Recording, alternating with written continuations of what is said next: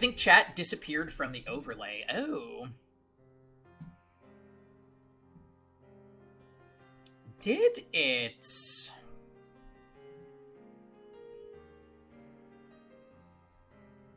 Let me take care of that real quick.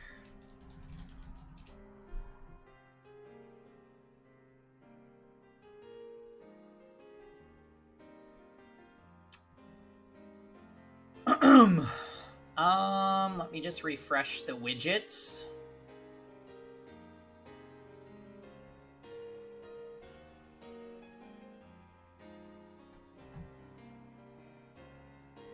Alright, guys, try typing something there. I think that should be sufficient.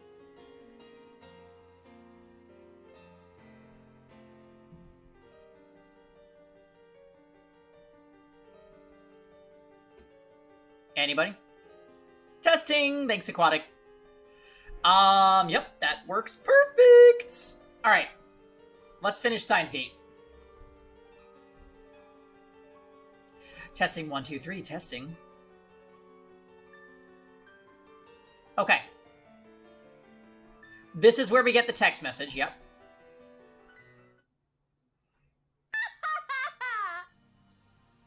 Okay.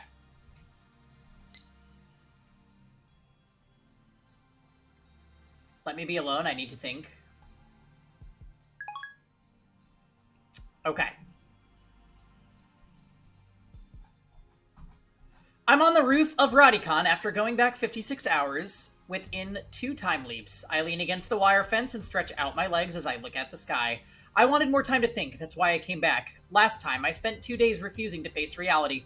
So to catch you guys up, in case if you don't remember the exact point that we're at, we're in the last chapter of the game, and the main character has realized that he's about to accomplish his goal, which is to return to the beta world line where we started the game.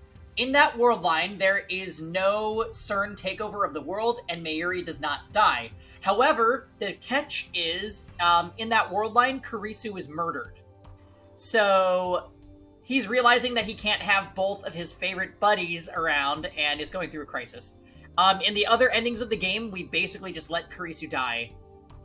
So I'm hoping that there is some way that he finds that he can save her, for the end of this game.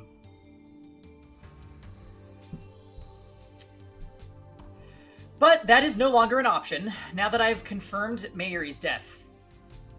This time I need to reach a decision, but how? This equation has no solution.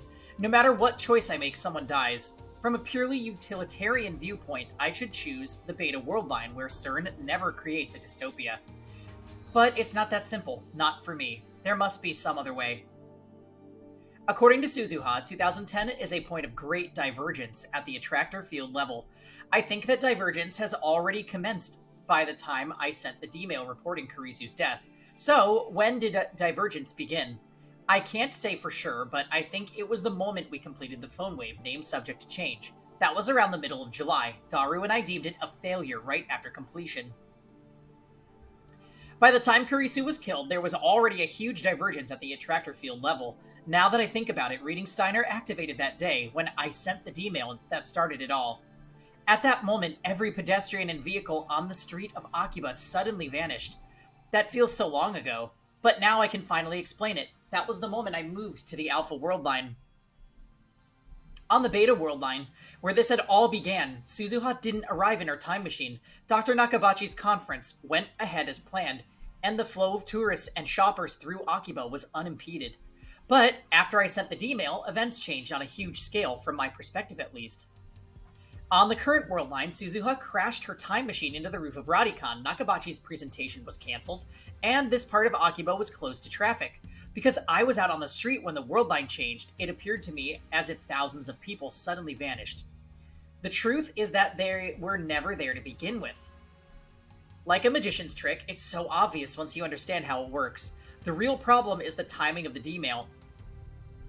I moved to the Alpha world line after Kurisu died. If I had sent the D-mail before she died, then I might have been able to intervene, even now, on this world line. But no, that would defy causality. I sent that D-mail because I saw Kurisu's body. That's the way it has to be. Who killed her anyway? I still don't know. It definitely wasn't suicide. What if I identify the murderer and send them a D-mail warning them off? Would that prevent her death? I mean, no one has tried to kill her on this world line, have they? Maybe there's a chance. However, to send that D-mail, I would have to first move to the beta world line. The more I think about it, the more futile it seems. I've already seen Mayuri die countless times. Everything I tried to prevent it failed. I understand all too well. When fate wants someone dead, nothing can stop it. I can't save Kurisu. There you are. I thought I was alone, but it seems I was wrong. I turn around to see Kurisu standing by the door. I avert my eyes. I can't look her in the face. Not now. What are you doing here? Nothing. How did you know I was here? You said you wanted to be alone. I ran the numbers and concluded that I had the greatest probability of finding you here. Then leave me alone. You don't have to look for me. I'm not a lost little boy. Hey, is that how you treat someone who's worried about you?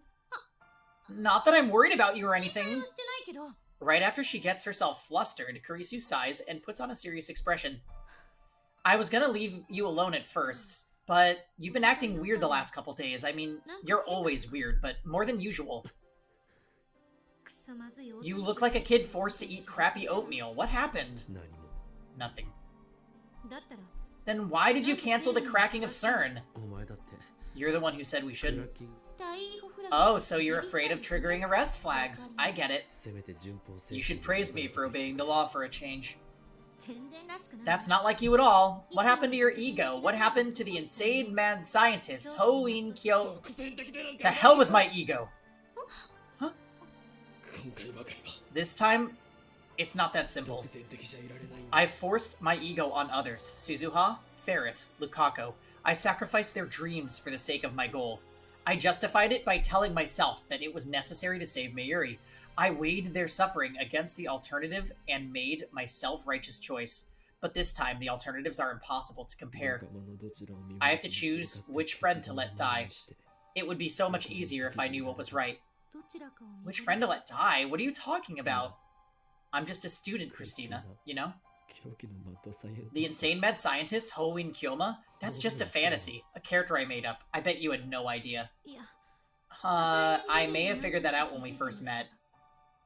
There is clearly a right choice. You know, Rosen, it's funny because when we do reach our goal, it was so melancholy because he realized he wasn't happy with the way things were, and he just was like, wow, I can't believe I fucking killed Kurisu. Which, as the player, I also concur with that, so.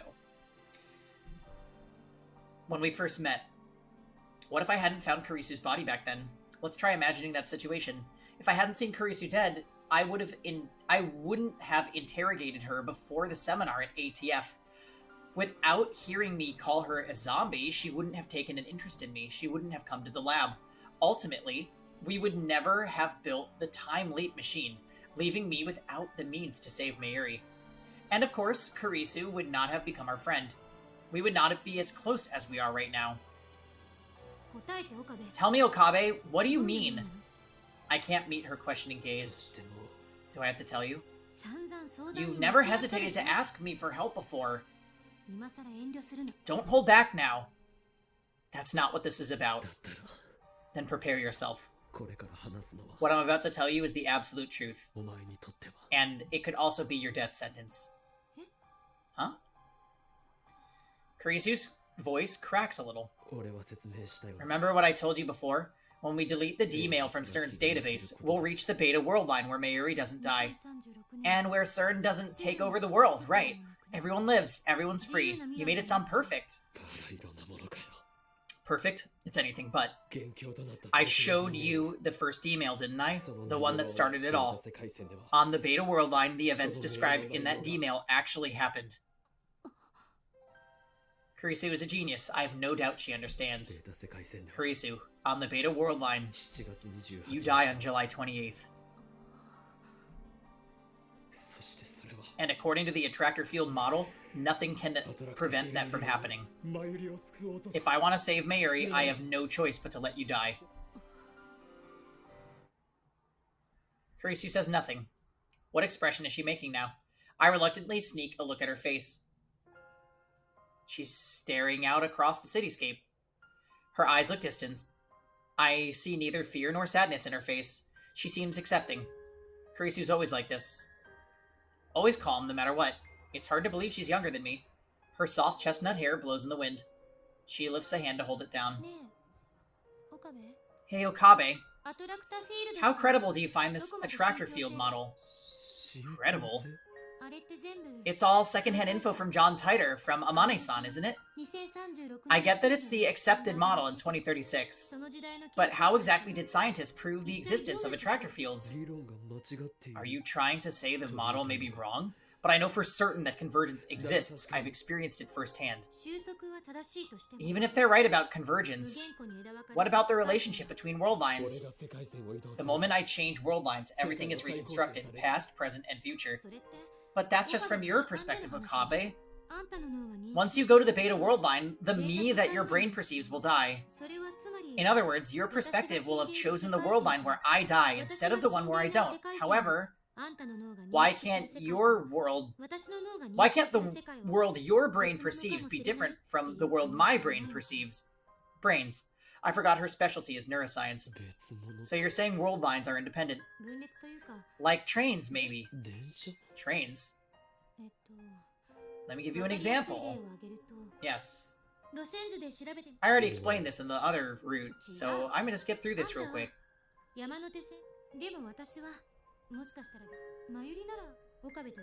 Just like the Amaterasu Express, maybe. Suzuha said so, and then there's the reading Steiner. In other words, an unknown time traveler and your unexplainable superpower. But we knew Suzuha. There's no way to prove that she was Hashida's daughter, or anything she said about 2036 either, not without going there ourselves. And if reading Steiner is what you say, then it means that your subjective experience influences the memories of every single human being. That's completely absurd. Okabe, if it's true, then you're literally a god. But there are no gods in reality. The world doesn't revolve around you. It's just your brain making you believe that it does. If that makes you this world's god, then I must be a god too. My brain is just as big as yours. What are you trying to say? Let's say you choose the world line where I die. That doesn't mean I have to do the same. The fact is that I'm standing here right now, observing the world with my own subjectivity. I already exist on a world line where I don't die. Even if your perspective shifts to the beta world line, my perspective might remain here. It's a question of where the soul lies, and I won't let you have your way with my soul. No true scientist would accept a hypothesis that flimsy. But there's a chance I'm right. So you have nothing to worry about. Kurisu smiles. How can she smile? I just told her that she's gonna die. The problem is that you don't want to let me die, right? But if my hypothesis is correct, I'll still be alive on another possible world line. So there's no reason to be afraid. It's just a hypothesis. The same is true of attractor fields. It hasn't been proven. Even if someone did prove it by 2036, that doesn't help us here in the present. In other words, anything is possible. Kurisu turns her back to me after finishing. It's an armchair theory. A daring armchair theory that could work, that could quite possibly render meaningless everything I've done up to now. How can Kurisu stay so calm? She's just an 18-year-old girl. You really don't have to worry about me, Okabe. It would just hurt my pride if you did. Don't say it like that. Hello? Mary? Okay, Mary gave us a call. She's asking... Yep.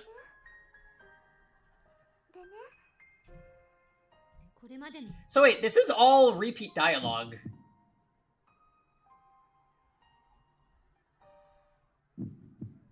Now it's gonna rain, and then they go inside, and then she is gonna knit his jacket, and they're gonna flirt with each other. It's all repeat, though, because it's letting us skip.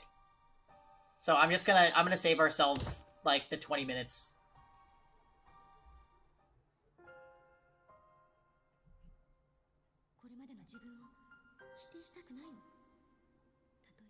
私たちひょっとするととんでもないもの前にあんた言ってくれたでしょ。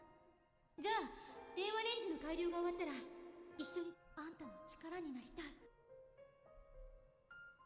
がとう。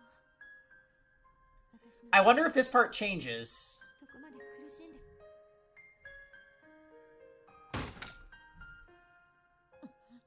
Wait a minute.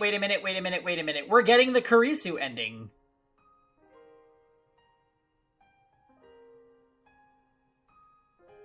So what exactly do we have to do for the true ending? We are en route to the true ending right now, so I guess in the true ending, she still kisses him.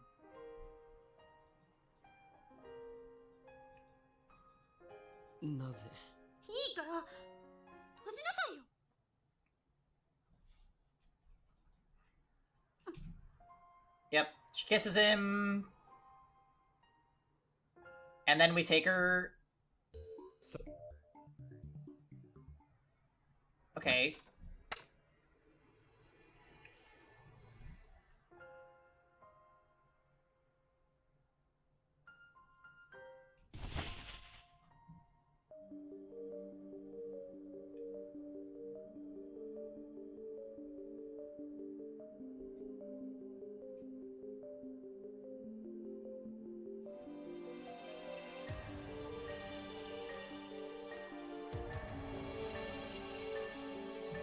We did not reach the true ending.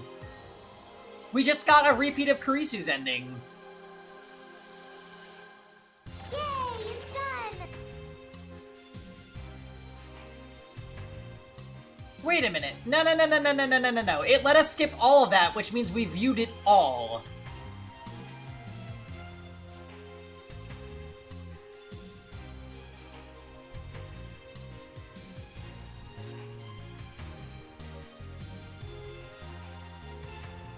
That's crazy. Wait, why? Did something go wrong?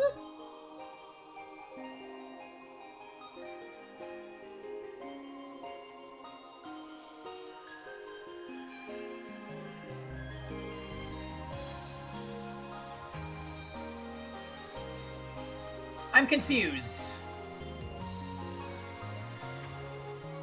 It says, reply to Kurisu's message with where you are, and you will get the 6th and final true ending flag.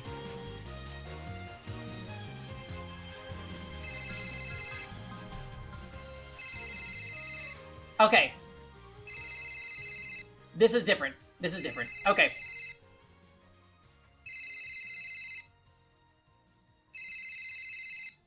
Please don't make us listen to this for too long, Steins Gate. Why? Yeah, the game tricked us. So we get Kurisu's ending. Hello? Who? Dad? You're looking for your dad? I'm your dad. You lost me. But Okabe Rintaro on. Hey, Ocarine. Some strange girl wants to talk to you. Who is this? Please, come to the roof of Radio Kaiken right now. Who is this? I came from the year 2036. I'm Hashida Itaru's daughter. My name is Amane Suzuha. Wait. Suzuha? Why are you here? Okay. Okay, cool. Cool. So something actually is happening.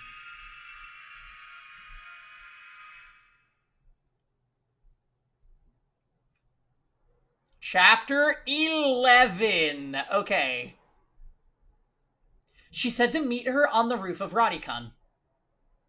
When I get there, I find it cordoned off. The roof was off limits to begin with, but now it's also part of a crime scene, as if I needed another reminder of the murder that took place here 3 weeks ago.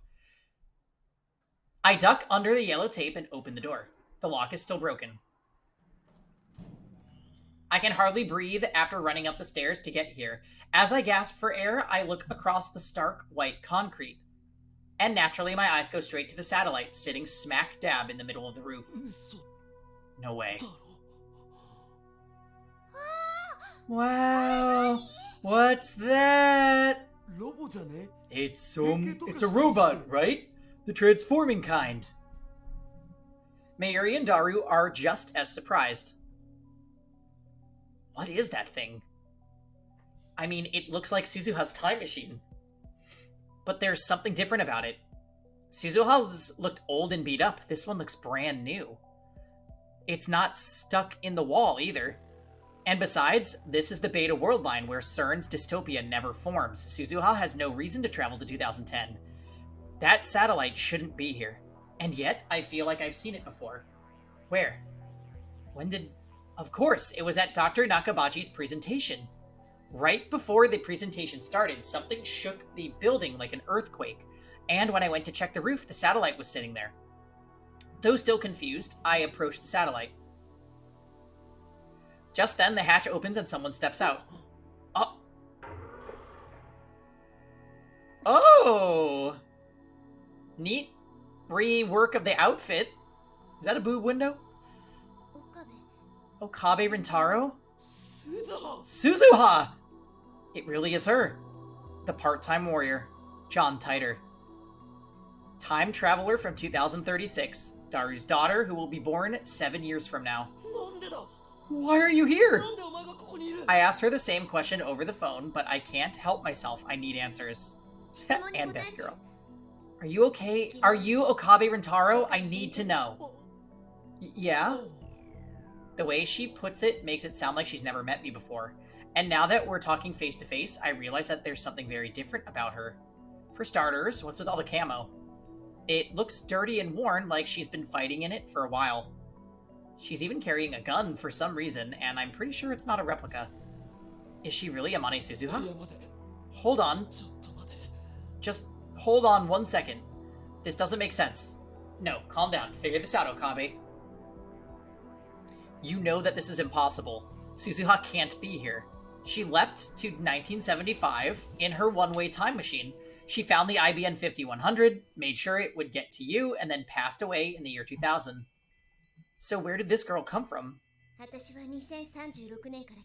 I'm a time traveler from year 2036. I have a request from Uncle Ocarine. Uncle? You're an uncle? Unfortunately, we have tainted memories because of her ending. Yeah. We don't have time to humor Mayuri's question. Suzuha walks up to me and looks me in the eye, her expression's grim. The next words out of her mouth are the last thing I expected to hear. This world line is headed for World War III. I need your help to prevent it, please. Help me change the future. What the...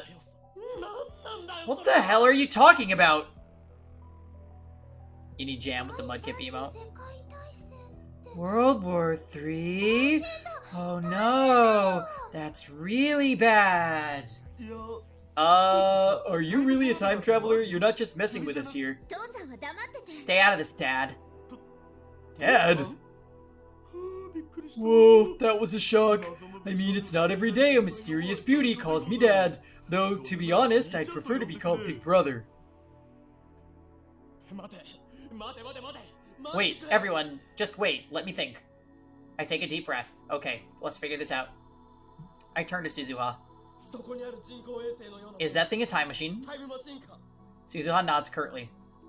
She hasn't smiled once. There's no hint of the cheerful Suzuha I remember. We still need the Daru dies horribly ending. I mean, there was a few endings where I'm pretty sure he gets shot. Instead, I said strength, conviction, and steel resolve. Your father built it? That's right. Suzuha glances at Daru. Where'd you come from? The year 2036. I stopped in 1975 and 2001. Ah, because she has a working... The time machine is in better shape so she can jump to multiple timelines. You what? That doesn't make any sense. She's obviously not in her 40s, which means... The time machine can travel to the future? It wouldn't be much of a time machine otherwise. This isn't the Suzuha I know. But it is Suzuha. You're from a different future. A different future? What's going on in 2036? What about CERN's dystopia? CERN? What's that? Suzuha frowns. She doesn't know about CERN. That settles it. She's definitely not the Suzuha I know. You said something about World War III? Right. In my time, humanity has been reduced to less than 1 billion people. Less than 1 billion? But the population now is at 6.7 billion. Are you saying 5.7 billion people just died? That's what happens when you use nuclear weapons. It was just like the Cold War, only this time they were fighting over time travel technology. It started with a race between the EU and Russia. Then the Americans got involved and things really went to hell. They were all desperate to stop anyone else from being the first to build a time machine. Whoever controls time controls the world, right? I know, not America sending the plot to hell. Time travel again. It has the power to grant your dreams, and at the same time, destroy everything you love. Hi, Kittle. I know that better than anyone. By 2036, the war is over, but it left the Earth in ruins. We won't survive for long, not as things are. It's unbelievable. In the future of the Alpha World Line, CERN used their time machine to fashion a dystopia where no one could oppose their rule. Suzuha traveled to the past to change that. She showed me how to escape that convergence. The result is this, the Beta World Line. Here, CERN fails to complete its time machine. But instead, 5.7 billion people die in the fires of nuclear war. This can't be happening. Alright, here's my prediction. My prediction here is we're gonna go to another world line. Because assassins kill Kurisu in this world line. And I don't know how they're gonna do that. But Kurisu must be linked to... Kurisu must be linked to America getting a time machine because she goes to America to study. Or something to that effect. My legs fold beneath me. I sink to my knees. Are you okay? Mary kneels beside me and gently rubs my back. But I'm too stunned to respond to her kindness. Where'd Kittle go? Oh. I glare at Suzuha, though I know it's absurd. Part of me blames her. Why is this happening? You lied to me. You said a peaceful future was waiting for us on Beta World Line. We saved Mayuri. We changed the future. And now, after everything we did, Suzuha appears before me once again to say that it wasn't enough. We're at a point of great divergence when... I know that already. Then you understand. 5.7 billion people are going to die, and the survivors will be left with no future, no hope. I came here to prevent that, and to do that, I need your help, Uncle Okari. I refuse. I reject her plea outright. Suzuha looks hurt, betrayed, like an abandoned puppy. How dare she look at me that way? I borrowed Mayuri's shoulder and struggle back to my feet. I came here from the Alpha World Line. I had to sacrifice the girl I loved to make it in this far. I can't go back. Not to the world line where Mayuri dies. I don't care if 5.7 billion people die. I won't let Kurisu's sacrifice be in vain. One person versus 5.7 billion. They can't be compared. Suzuha is staring at me in disbelief. Mayuri and Daru clearly don't know what to say. I haven't told them what happened, so they can't understand. Wait, you mean you've been to another attractor field? Wow, so that's the power of reading Steiner. How do you know about that? Dad told me, and I've met you before, Uncle Ocarine. In the future, that is. You've met me? I see, so the me of that attractor field went to the past too. A faint smile flickers across her face, and then she looks at me with renewed intensity. Uncle Ocarine, I know you don't want to, but... No. I won't let Kurisu's death be in vain. I won't let Mayuri die. Huh? Mayushi dies? By Kurisu, I assume you mean Makise Kurisu. Listen, Uncle. Let's say hypothetically that the only way to change the future of this world line is to go to July 28th, 2010, the day Makise Kurisu dies, and save her. What would you do? What? Oh! Because this can go to any date, maybe. Shock ripples through my body. What did she say? Save Kurisu? But how? We no longer have the phone wave or the time leap machine, but we do have a giant-ass traveling satellite right here. Even if we did, we could never leap that far back. Ah! Of course. I look over Suzuha's shoulder at the object disguised as a satellite. Your time machine. We can use your time machine! It came all the way from 2036. It should have no trouble going back a mere 3 weeks. Even better, this time machine can do what Alpha Suzuha's could not. It can travel to the future. I can go to July 28th, save Kurisu, and return to the present. No D-mails, no time leaps. Genuine physical time travel. I can't refuse. I literally can't refuse. I saw this time machine once before, on July 28th, that fateful day. Shortly before Kurisu was killed, I saw it standing in this very spot. As sure as it is standing before me now. Before, there's only one thing that can mean. It has already been established that this time machine will appear on that day in this place. Even before I sent the first email, my participation was assured. Even the thought of turning Suzuha down now is meaningless. Nothing is coincidence. Everything is inevitable. The revelation makes me dizzy. It's like I don't have the tiniest atom of free will, like my every action from the moment of my birth was planned for me by some cosmic force. The world line I'm aiming for isn't, what did you call it, the Alpha world line? It's not that.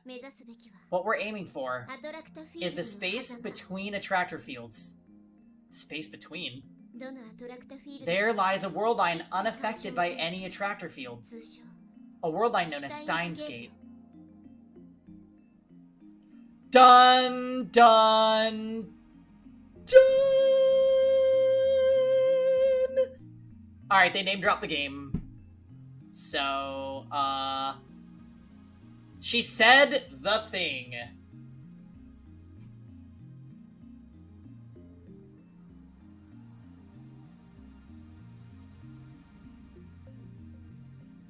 Oh, I'm sending an urgent message to Kevin concerning hamburgers. Okay. What? But that's the Chuny name I pulled out of my ass. It doesn't even mean anything. I was told that Steins Gate is a brand new world line, one no one has ever observed. But didn't someone have to observe it if they know it's there? Nope, it's never been observed. That's what makes it new. But Dad and Uncle Ocarine were able to calculate its divergence. Negative 0.081609%. Relative to the current world line. That's where we'll find Steins Gate. And to reach that world line, we have to save Kurisu. Exactly. She's the key to averting World War III. As long as she lives, the war won't happen. Or, at the very least, 5.7 billion people won't die. Why? Huh? Why Kurisu? I mean, I know she's a genius, but are you telling me she's the hero who will save 5.7 billion people? I don't know. You don't know? And you expect me to go along with this? Hey, I'm just following Dad's plan. And apparently you're the one who came up with it in the first place.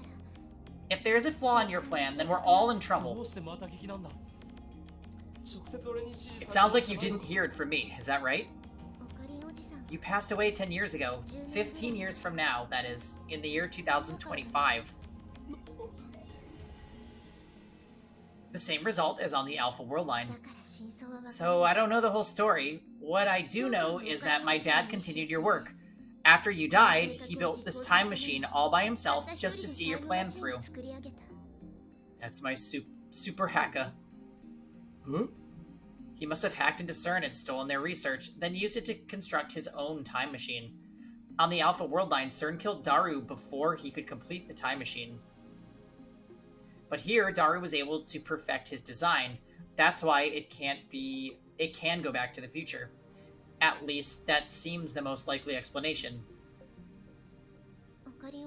Uncle Ocarine, like I said, Steins Gate is unobserved. Nobody knows what future awaits us there. There's a chance that a dystopia rises from the ashes of World War III. There's a chance that Makise Kurisu dies just 2 days after you save her. There's a chance that you don't die in 2025, but next week. But there's also a chance that when 2036 comes, there will be no dystopia, no world ravaged by war.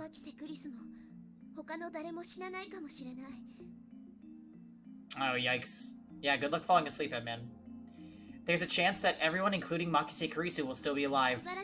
There's a chance that a wonderful future awaits. At least it won't be the future I came from, and it won't be the future the other me came from. That much is certain. Is an unknown future really for the best? I would hate for the ending role to say, despite your best efforts, you made everything worse. It's completely unknown, completely unpredictable. Kurisu can't be saved. I know that. Even if we change the past, Convergence will ensure her death just as it did for Mayuri. It's impossible. There's no way this plan can succeed. In the end, fate will win, as it always has. But if you're willing to try, if you're willing to come with me to July 28th, then take my hand. I look down at Suzuha's hand. Her skin is rough, her palm calloused. This cool, collected, unsmiling Suzuha comes from a ruined world, from the ashes of a war that claimed over 5 billion lives. I can only imagine what she's been through.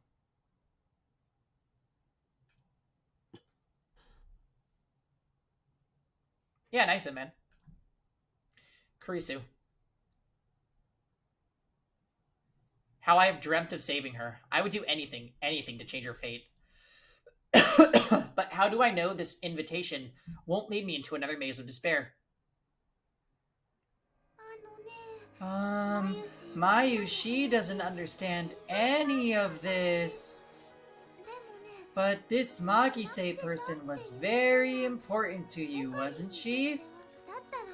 I think you should go for it. 5.7 billion people, man. I can't even imagine. But don't sweat the small stuff. Just save the girl and you're set for life. It's the dream of every otaku. Oh, it's the intro song. Mayuri and Daru offer me encouragement, but it's not enough to overcome my doubt. The Makise Kurisu we knew, Lab Mem 4, is already gone. Even if I save her on this world line, she won't remember any of the time she shared with us. So there's no point. I won't bend time to my convenience. Not again. I'm not a god. I don't have that right. If I try, I'll just end up making things worse. Reason pleads with me to stop. And yet, I look at Suzuha's outstretched hand, and then, with resignation, I grasp it firmly. I'm in. Try though I may to fight it, this choice was made for me on July 28th, the moment I laid eyes upon this time machine. Fate wants me to take your hand. Who am I to argue? It's not at all confident that I can save Kurisu. How many times have I tried to resist fate only to fail? Hey, story time. True ending! We've got Camo Suzuha here. I don't want to see her die. But if there is a chance, however small, that she can be saved, I have to try. Even if I can't take back what we had, I want more than anything to save her.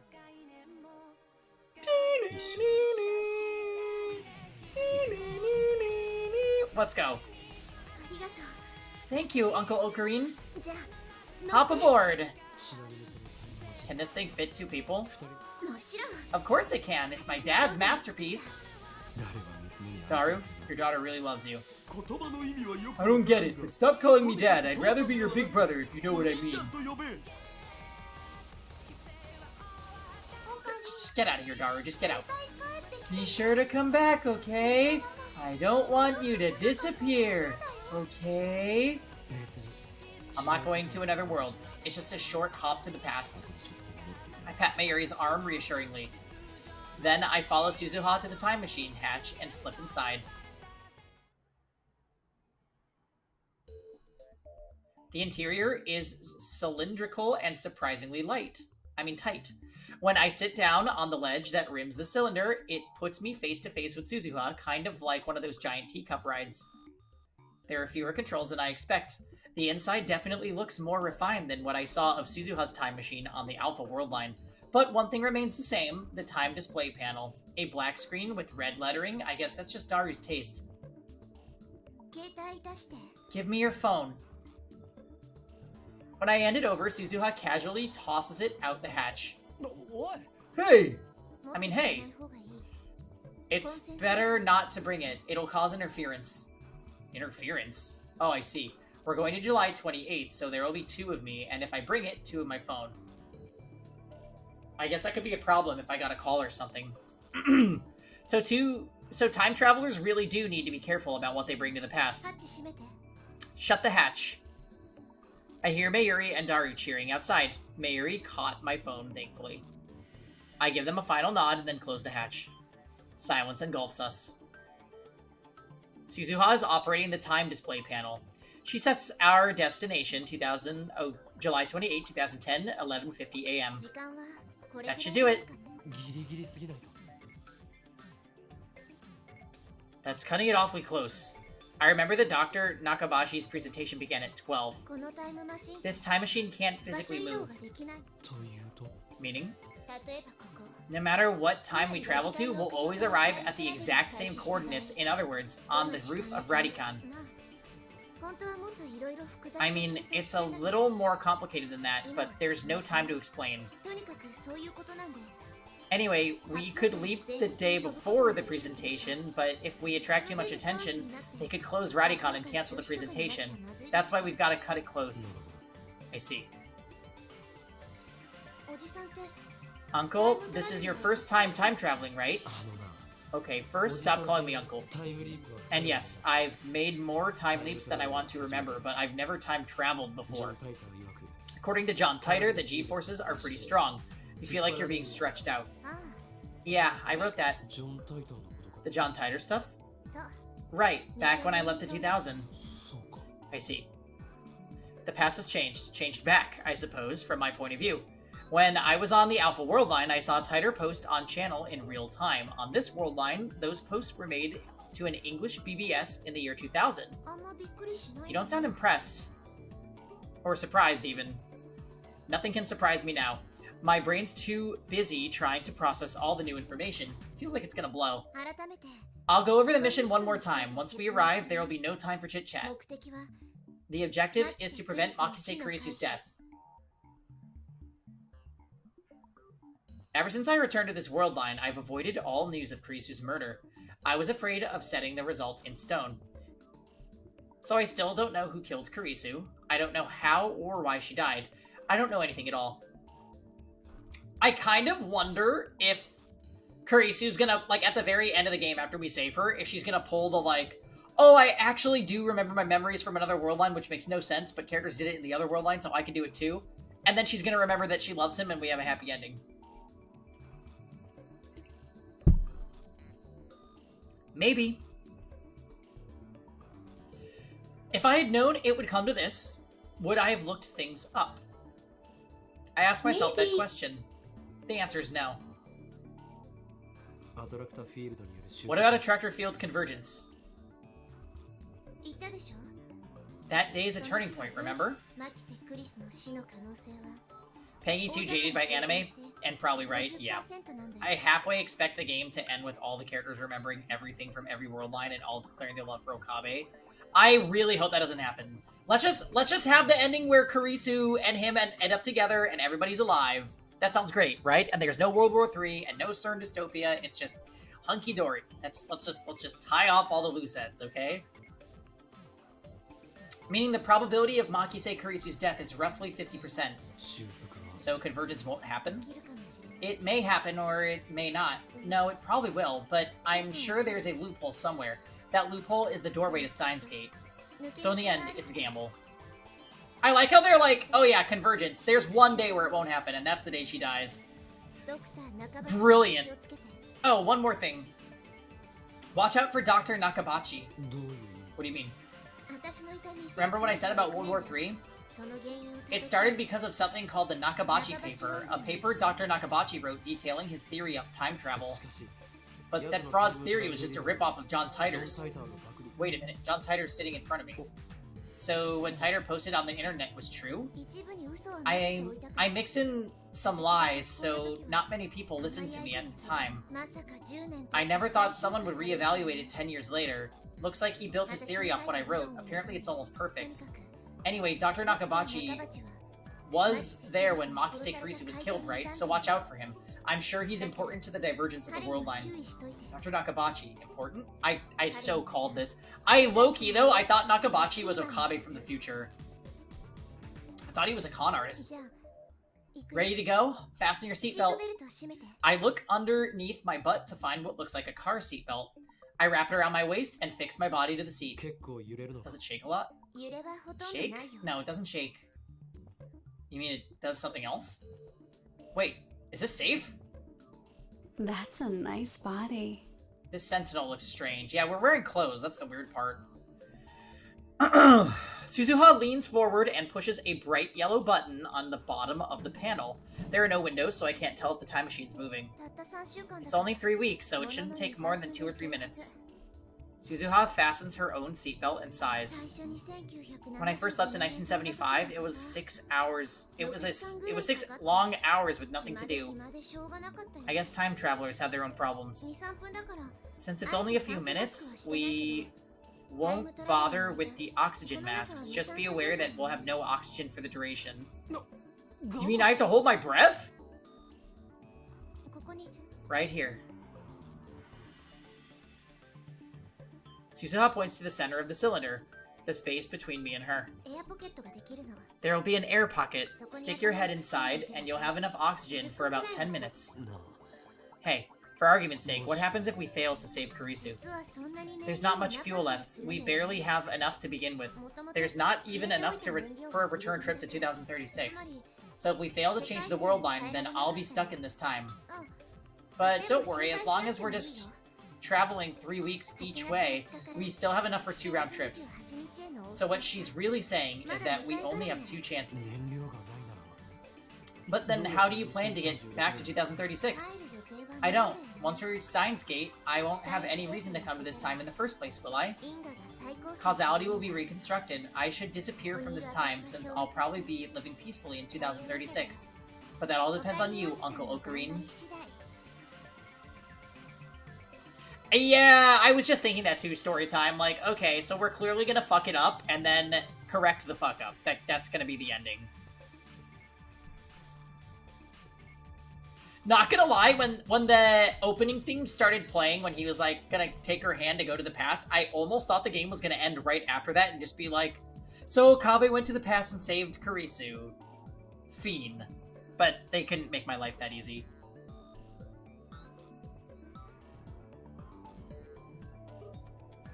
Her tone is light, but her expression is serious. This is the first time in weeks that we've spoken, but I just realized something about her. Suzuha's pretty reckless, isn't she? We find out that the doctor murders Kurisu, so we have to use the second chance to go gank him. I would say that's highly probable. Sorry, you have to get through the Cold Steel 2 final dungeon of Steins Gate.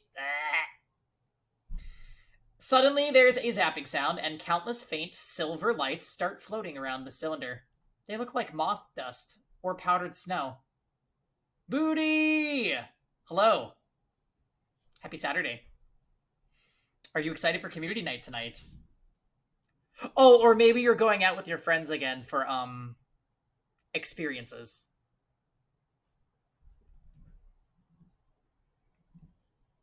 The lights slowly change colors. Violet, blue, green, yellow, orange, and red. Back to silver, violet, blue. The colors of the rainbow? I feel pressure on my entire body, similar to the sensation you feel as you ascend in an elevator. In an elevator, you feel as if you're being pulled downwards, but instead the time machine feels like it's pulling at my back. The feeling of pressure quickly increases. It starts to feel like I'm falling horizontally. I've never experienced anything like this. It's so uncomfortable, I want to scream. The strangest thing is that the time machine itself isn't shaking. In fact, it doesn't seem to be moving at all. There's no noise, no vibration. It's eerie. This pulling sensation grows even stronger. Oh, hi. Nap time's over. Nice, Dammy. Good idea to nap so that your batteries are fully charged for the killing game later. And right in time for Steins Gate finale. This is just perfect. I would like to never experience those experiences again. Yeah. It sounded like fun. I can hear my bones creaking. I imagine my body flattened like a pancake. It's not a pleasant thought.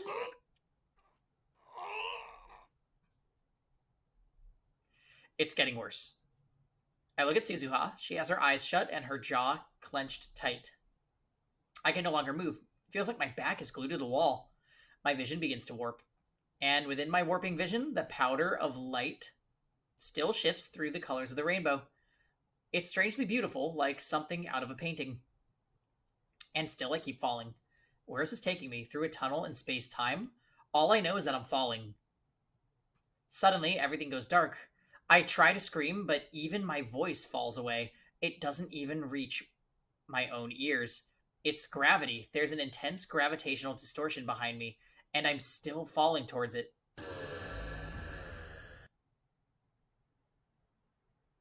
Needless to say, we got invited to a guys' weekend this weekend at a cabin with the same group, and we were like,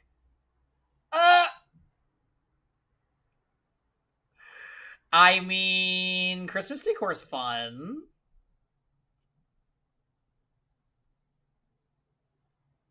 And, I find that is a perfectly acceptable reason to skip out on, cringy social activities that we're not totally about. So good job. My vision slowly recovers. The smell of ozone fills my nostrils. Suzuha takes a deep breath and unfastens her seatbelt. We're here. I gulp for air. Did I really just travel through time? If so, then this is July 28th, the day Kurisu and I first met.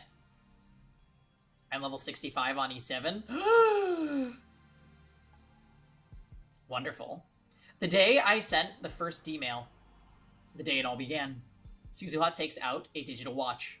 It's a fairly old-fashioned design. I bought it in 1975, and it's not even 3 years old yet.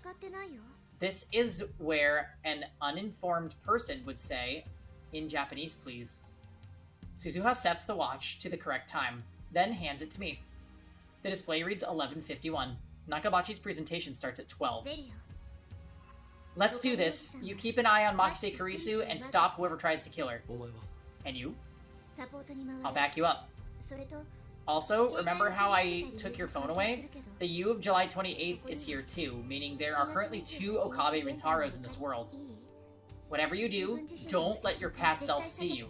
It would cause a major time paradox. But Taiter said that couldn't happen. That was a lie. Misinformation. Come to think of it, Alpha Suzuha said the stuff she posted about the many worlds interpretation was fake too. Got it. Then let's go. We'll rendezvous at the time machine when it's over. Suzuha finishes her rushed explanation and motions me toward the hatch. I open the hatch and grab the rim. I squeeze my way out. Suzuha crawls out after me and closes the hatch. You hide. I'll provide a distraction. Suzuha runs up to the emergency door. And then, to my astonishment, she draws her gun and fires at the doorknob.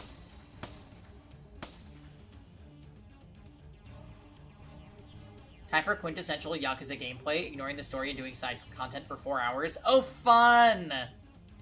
Yeah, I was watching Spider-Man play the side, what is it, Like a Dragon Gaiden? Is that the title? But yeah, it looks fun. Love me some Kuryu. The door opens easily. That must have broken the lock.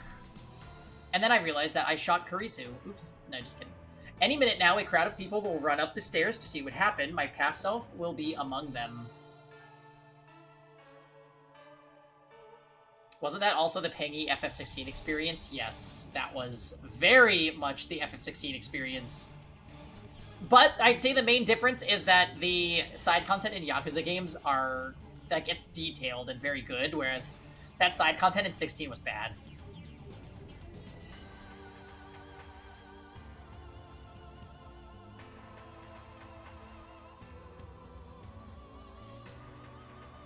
I need to hide before they get here. That was a close one. I nearly bumped into myself on the 8th floor landing. Right after I ran downstairs to the 7th floor, I heard footsteps running the other way behind me. Those footsteps were mine, no doubt. It was a near miss.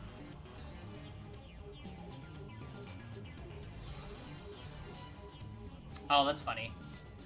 To be safe, I descend to the 4th floor before stopping to take a breath. I take a look around and there's nobody paying attention to me. I wonder what Suzuha's doing. I'm worried, but I need to focus on my own mission. I must prevent Kurisu's death. In about 30 minutes from now, just after Nakabachi's presentation ends, someone will murder her. I know where it happens, in the 8th floor hallway, towards the back of the building, where people rarely go. What I don't know is who stabbed her. Instead of running around and drawing attention to myself, I should just wait at the scene. Let's cool off here for about 5 minutes and then head over there. If I remember correctly, Kurisu tried to talk to me in the assembly hall, but I blew her off and came down here. After that, I called Mayuri, but her phone was off and I couldn't get through, so I went back up to the assembly hall to find her. What time was that? I searched my memories, trying to plot the actions I took on July 28th. It sounded simple when Suzuha said it, but staying away from my past self is going to take more work than I thought. Frustration mounts. I shoved Suzuha's watch into my pocket to quash it. Just then... Excuse me. Oh, that voice. I turn around. Kurisu! Do I know you? No. You came down from the roof just now, didn't you? She looks at me with those beautiful eyes shining with intelligence and strength of will. I thought I would never see her again. But now before my very eyes is the girl I love. Tears well up in my eyes. I want to embrace her right this instant. It takes everything I have to resist the urge. Don't forget, this is our first meeting. This Kurisu doesn't know me. I heard a strange sound from the roof. Is that why the building just shook now? What's going on? It's not Dr. Nakabachi's doing, is it? Why did I have to run into Kurisu of all people? I can't answer. I'm afraid that if I speak, I'll be unable to contain my emotions. The memory of her last smile is burned into my mind, imploring me to act. Are you listening? You're sweating like crazy. Kurisu looks at me with suspicion. What would happen if I were to grab Kurisu and run? Would divergence change? Would her murder be averted? I recall all the times Mayuri died. I recall all the times I time leaped to save her. Oh, but you didn't do that on Days of Great Divergence, Okabe, so if you do that, it might work. That's what the game told us earlier, after all. Everything I tried ended in vain. I was unable to save her even once. No matter what I did, the world itself killed her. Won't it be like that with Kurisu? Should I even try? I reach toward Kurisu, my hand shaking. Hey! She steps back in surprise and fear, clutching a manila envelope to her chest. This is our first meeting, I know that, but to me, she's still the girl I love.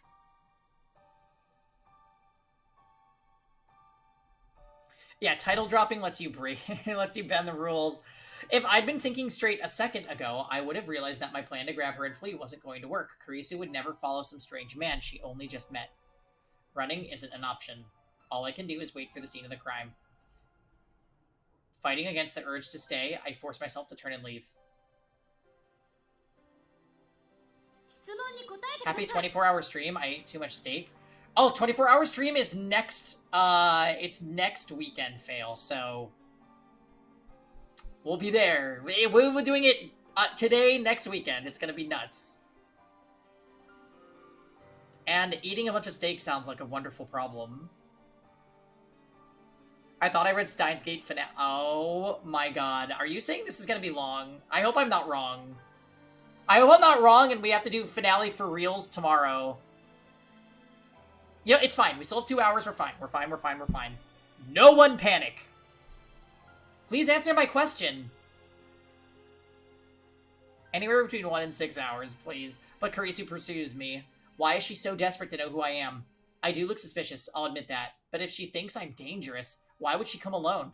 I turn around reluctantly and meet Karisu's stare. Answer me. Can I really save you?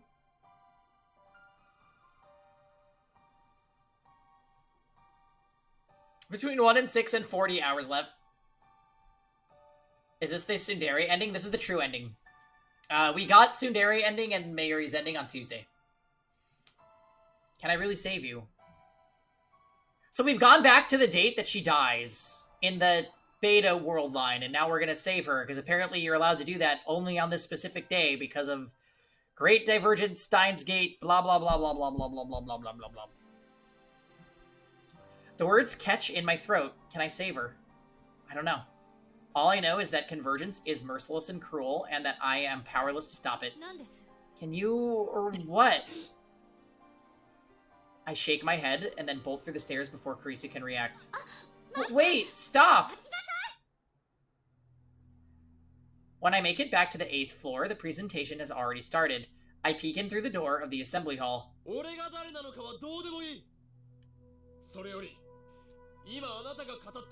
It's fine, time travel makes no sense whether you follow the rules or not. Just assume a wizard did it. Someone in the audience is shouting at Dr. Nakabachi. Gee, I wonder who that could be. And that someone's me. Now I remember I confronted Dr. Nakabachi in the middle of his presentation. I called him a fraud for ripping off John Titor's posts. From this angle, I looked like a real asshole. How did you even get to this Tsundere timeline? Wait, which... You mean her ending fail, or back in the beta world line? Because her ending was literally just flirting with her the entire game, and then she ends up dying anyways. The 2 endings you did last? Oh. Yeah, well, we canceled the D-mail and caused her to die, and saved Mayuri. And then he went into a relationship with Mayuri, and wasn't happy because he realized he loved Karisu.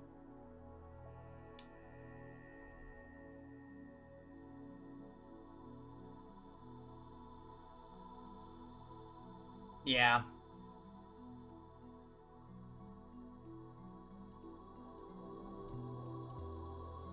He does look like somebody that would kill Karisu. I agree. Someone throw that man out. Staff members approach. Damn, this is embarrassing. But there's nothing I can do here. I need to leave before Karisu appears. I turn around and head deeper into the dim passage. An image flashes through my mind. She was laying there at the end of this passage in a puddle of her own blood. 20 minutes from now, that's exactly what will happen. Can I prevent it? I must, whatever it takes. There's a pile of junk, toolboxes, cardboard, and the like. About halfway down the passage, the perfect hiding spot. I crouch behind them. Now all I have to do is wait for Karisu to show. But what will I do when she does? Only now do I realize that I'm completely unarmed. I really didn't think this through. And where is Suzuha, by the way? Karisu was lying in a pool of blood. That means her killer had a weapon. Since I didn't hear a gunshot, it must have been a knife or something similar. How am I going to defend her and myself?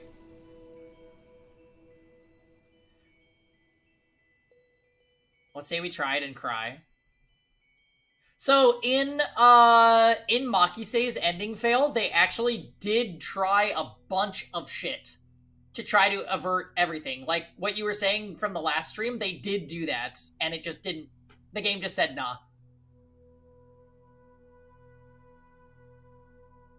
What do you mean, no, they don't? They literally do. They're like, we're gonna try sending D-mails and trying different methods to save Mayuri, to see if he can keep Karisu alive and somehow save Mayuri.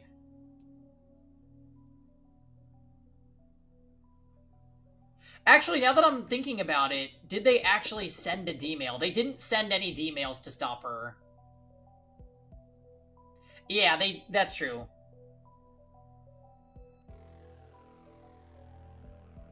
Yeah, he just says it's too risky.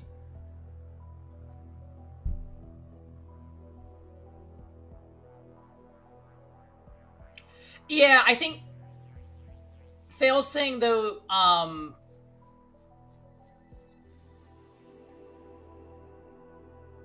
Fail's saying they didn't send D-mails, but they did try to time leap to stop her death. So, I mean, Fail's point still remains, I guess. Like, they could have tried sending D-mails to change the timeline.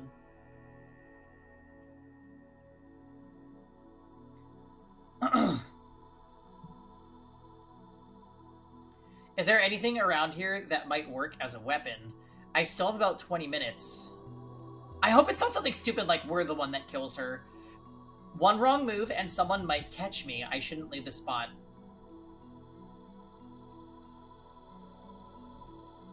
Maybe I'm being overly cautious and this is my only chance to prevent Kurisu's death. I don't want to jeopardize that. I don't know what I'd do if I ran into Kurisu again. It's a miracle that I managed to tear myself away last time. The longer I wait in the darkness, the harder it becomes. The anticipation's killing me. So far, not a single soul has passed down the hallway. I can faintly hear Nakabachi's voice through the mic, far away, but that's it. The silence does nothing but increase my tension.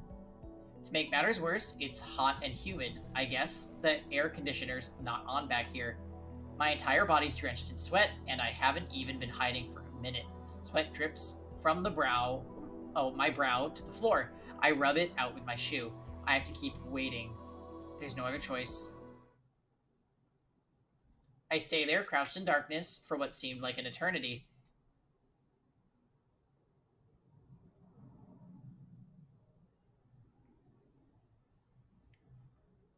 In the distance, I hear the sound of sparse applause. Yeah.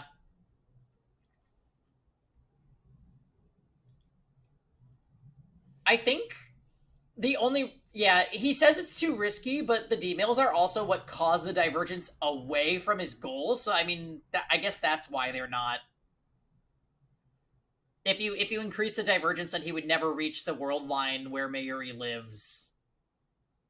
But it is kind of like a circular argument, because if the point of the D-mail is to save Mayuri, then maybe it's possible.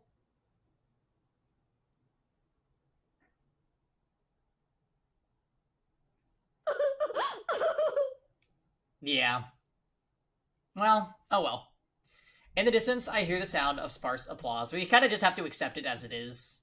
I glance at Suzuha's watch. It's 12:26. I guess the presentation's over. I peek out from behind the boxes, and just then...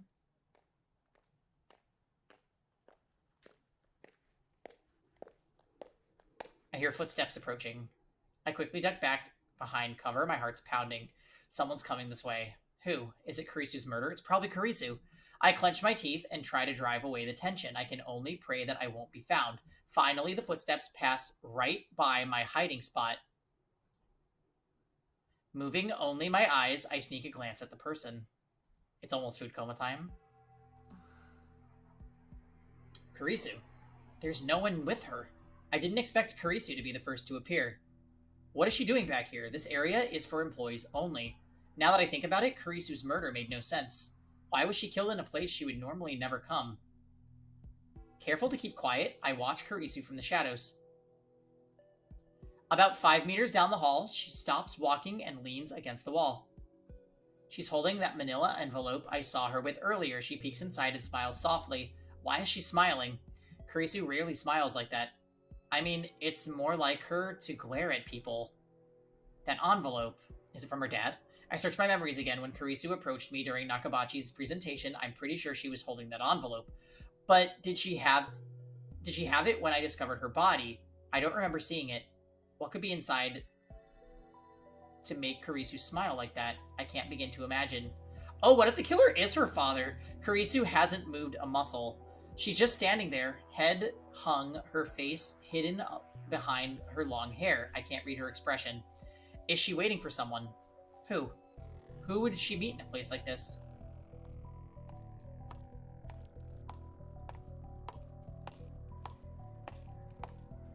That's when I hear another set of footprints approaching. Footsteps, even. I can't see who it is from where I'm hiding, but given the timing, it has to be the person who kills Kurisu. And as proof, Kurisu raises her head, and upon recognizing the newcomer, lifts her back off the wall. Her expression softens slightly. The footsteps come even closer. Who is it? It's the dad. I wanted to talk. Kurisu suddenly starts speaking. The footsteps pass right by my hiding spot. I'm so tense, I can't move a muscle. The newcomer finally appears in my narrow field of vision. And it's... Oh. Okay, so this is gonna go exactly like we said. No. Dr. Nakabachi. I slap a hand over my mouth to keep from shouting in astonishment. Kurisu and Dr. Nakabachi know each other. So she knew Nakabachi was gonna be the killer. Something else occurs to me. Why would Kurisu, an accomplished scientist, attend the presentation of a man like Nakabachi? He's just a 2-bit inventor. Only 15 people came to hear him speak, and that's including trolls like me. There wasn't even any press coverage. Besides, Kurisu hates time travel science. That much was obvious from the lecture at ATF. In that case, it's obvious why she's here. She didn't come to see his presentation. She came to see him. But why? What could be the connection? Wait, it can't be. Ah! So both things were true. I'm like, oh, her father's gonna kill her. And then we were thinking Nakabachi was gonna kill her, but they're the same person. Why do they have different... Oh, because he moved out from living with the mother, and she probably took the mother's name, so that's why her name's not Nakabachi. Her lecture? Yeah, Rosalind's only favored part of this game, and I don't know why. Turns out he got a spam email 2 days ago, and he's a part of CERN now. Yeah, they recruited him. Papa? He's her father? Her estranged father, who she told me she hadn't seen in 7 years. Kurisu did say that her father was a physicist, and Nakabachi certainly is a physicist, though the scientific community at large has rejected his research. But wait, does that mean that Nakabachi killed his own daughter? Or was it someone else, someone who has yet to appear? Her lecture is the closest thing this game gets to the tangents in Zero Escape, it's true. And it was a very long tangent. There's no way to know. If I could be sure that Nakabachi was the killer, then I would intervene right now.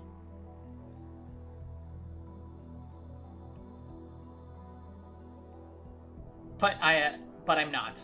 I'd better keep watching and see what happens. What is that? I heard you were giving a presentation on time travel. So I thought about it too. Could it be possible to make a time machine? Kurisu wrote a paper on time travel. And when she spoke at ATF, she rejected the very idea of time travel. Although, come to think of it, she was awfully interested in the phone wave. Damn, I forgot how much of a tsundere she was. I'd like your opinion, Papa. We can polish it together, then submit it to the scientific community. I don't know if they'll listen, but just in case, I do have acquaintances at Science Magazine. Nakabachi takes out the document and starts reading it with a disgusted frown. So that's what it was. She didn't have anything dangerous in that envelope, like drugs or a gun. It was just a document. But that raises a new question. Could that be the Nakabachi paper?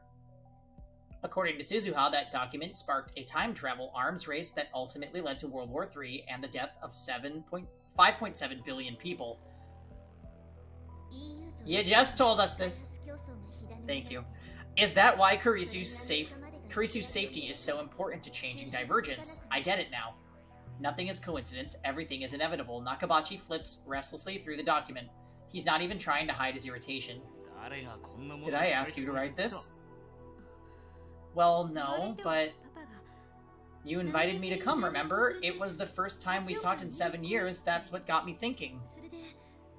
And as I worked on the thesis, I started to realize it might actually be possible to build a time machine.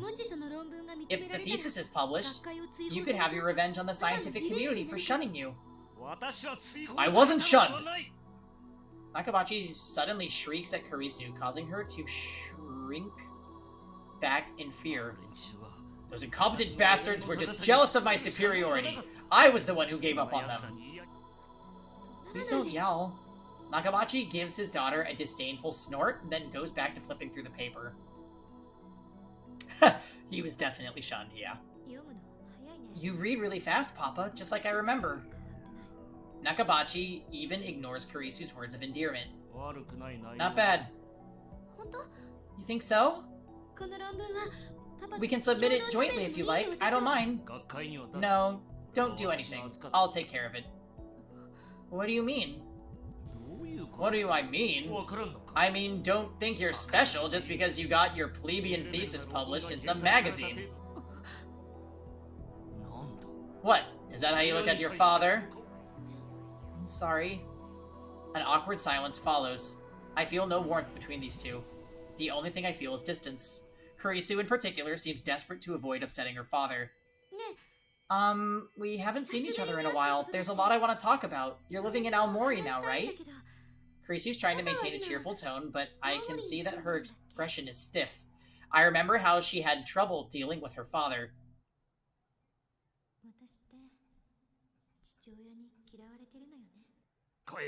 Leave. Huh? Go back to America. Never show your face to me again. But... you don't want my opinion? We'll submit it jointly? You don't mean any of that. I know how you think. He sounds like a child with an inferiority complex. Is this pity? How dare you? You're supposed to be my daughter.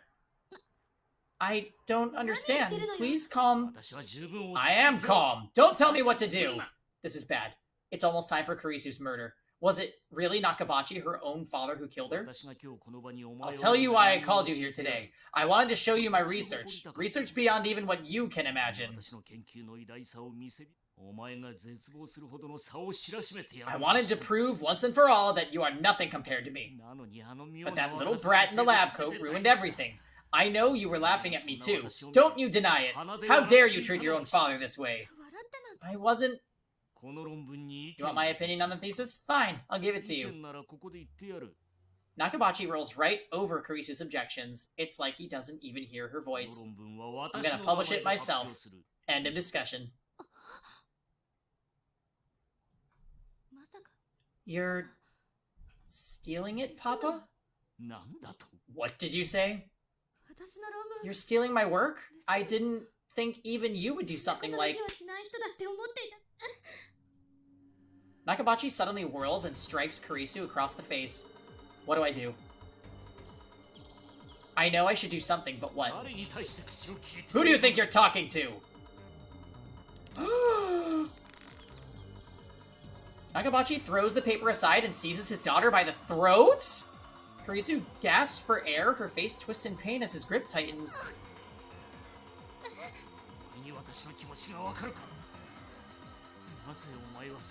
You can't possibly understand how I feel. Why did you have to be so talented? I detest you. I hate your very existence. I know, it's so bad. I feel like they already... They hinted at this in, like, the build-up to her ending, and now I feel like this is playing out the way I was thinking it was going to. Show Tucker, Father of the Year energy. Even he was nicer than this guy. I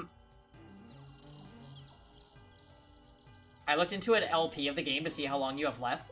I'm thinking it'll be fine. Even if I don't finish today, we can always finish it tomorrow. But I think if we stay strong, I should be able... Like, given the actual plots... It shouldn't take that long. Like, all we have to do is stop him from killing her. And then go back to the future. Right? I hope?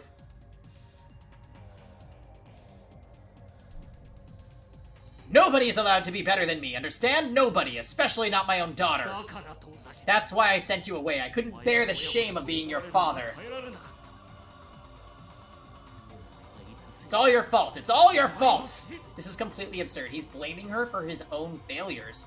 I've seen enough. He's the killer for sure. I burst from my hiding spot. Stop! Huh? I ram him with my shoulder as hard as I can, knocking him away from Kurisu. Kurisu gasps for breath.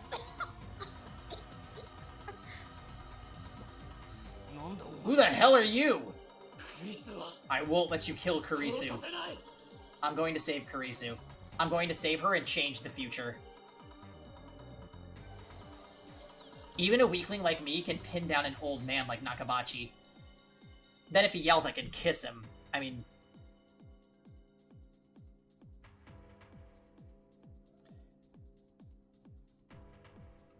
When I press enter, the playthrough will join Atelier in the airship. Okay, well, we'll use that as that's plan C fail. Then I can get Suzuha to call the police, and the memory of Kurisu's body flashes through my mind. No, it won't turn out like that. Steadying himself with one hand against the wall, Nakabachi gets to his feet and looks straight at me. The instant our eyes meet, his face twists in rage. You? You're the brat who ruined my presentation! His presentation? Right, of course. I called him out on the lies in the middle of his presentation. Nakabachi is mistaking me for my past self. Understandable, since we look exactly the same. How dare you show your face before me? Why does everyone get in my way? I know. You and Kurisu planned this, didn't you? Didn't you? He's delusional. You brats won't get away with this. Nakabachi glares at me with bloodshot eyes and then takes something out of his pocket. At first I can't tell what it is, but then I see it glint in the dim light. A knife. The blade is about 20 centimeters long. I can't help but shiver at its cold shine. Why is he even carrying something like that? Is he completely insane? Wait, is that the weapon that killed Kurisu? No. I won't let that happen. Damn.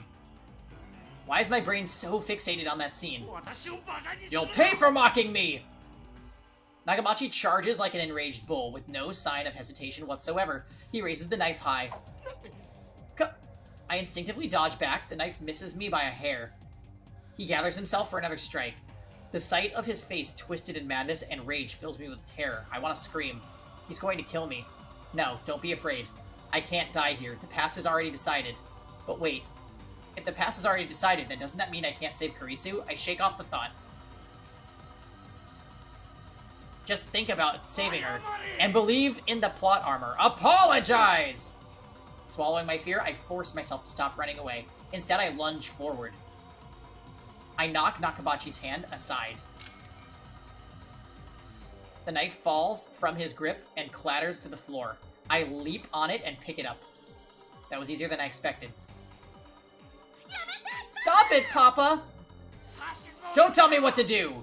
I look up in surprise. Nakabachi has taken a screwdriver from... Kurisu's walking towards him, pleading him to stop. She's completely defenseless. No, Kurisu, stay away from him. You're the one in danger, not me. Just when I thought I disarmed him, he finds something else. Even a screwdriver can kill with enough force behind it. Run, Kurisu! Kurisu glances at me, but she doesn't move. Why won't she run away? This is crazy, Papa. Please stop. What do you know? What do you know? Nakabachi has completely lost his mind. Nothing she can say will reach him. If only you'd never been born! Nakabachi turns to Kurisu, brandishing the screwdriver, but Kurisu doesn't run away. Blood spurts from the arm Kurisu used to guard her face. She's going to die. I have to do something. I grip the knife firmly in my hands. Kurisu won't die if I kill Nakabachi first. That image again. Stop getting in my way. I won't be tied to that past. I need to do this to change the future and to save Kurisu. As Nakabachi raises his arm for another blow, I thrust the knife at his unprotected back.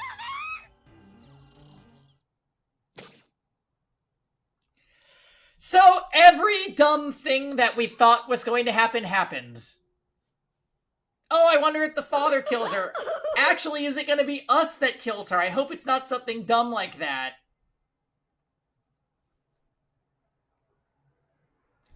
Through the knife, my hand feels resistance. The sensation of tearing through flesh, scraping bone. It's surprisingly tough. But at the same time, I feel the flesh pulsating. It shifts in time with my victim's breath.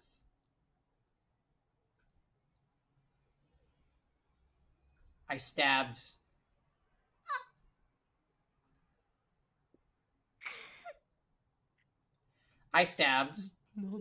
Why? I can't believe my eyes. What happened? I tried to stab Nakabachi. The blade should have pierced his back, and yet...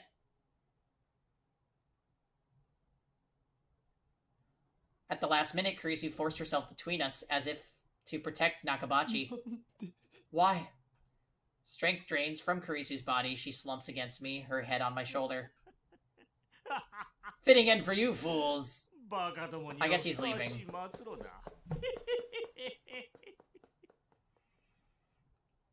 Laughing maniacally, Nakabachi picks up the dropped thesis and runs to the elevator at the end of the hall. I can't chase him.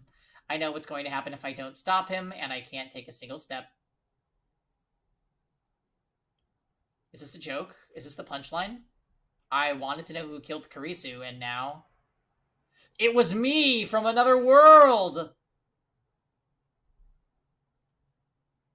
So Kurisu has teleportation powers since she was on the other side being attacked. It's convergence.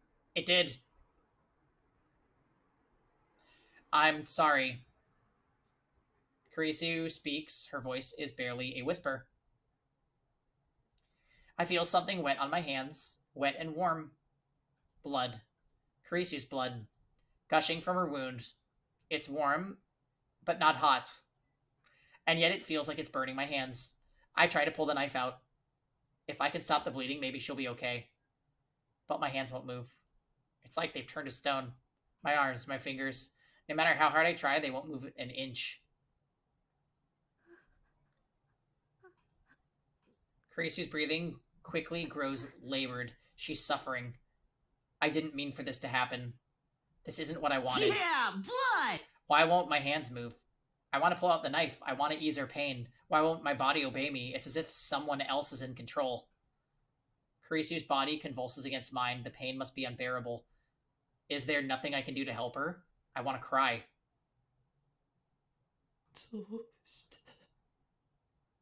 The only thing I can do is ask.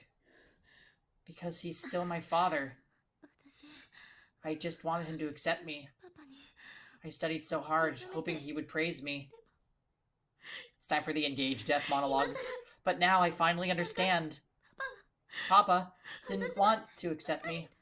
I'm such an idiot. Why did I save him, I wonder? I'm sorry for getting you involved. Ugh, it hurts. Am I going to die? I don't want to die. I don't want it to end like this. Her voice is fading fast. Don't die. Please don't die on me. But my prayers are in vain. Help me. Help.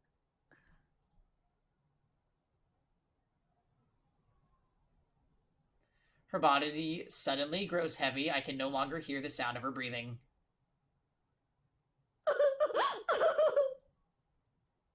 And yet the blood of her wound is still warm. Well, yeah. I killed her. I killed her. The one who killed Kurisu was me.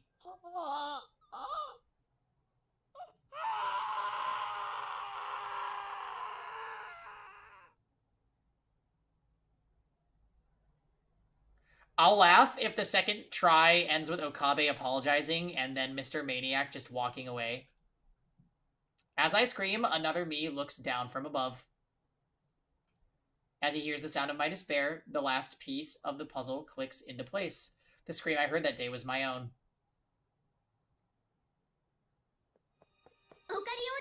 Uncle Ocarine! Someone pulls at my arm. Come on, get up! I feel hands slip under my shoulders. Where the fuck were you? The knife in my hand pulls free of Kurisu's chest. A fresh torrent of blood follows it even, still warm. Open your eyes, Kurisu. Wake up. Pull yourself together. We need to get out of here before they find us.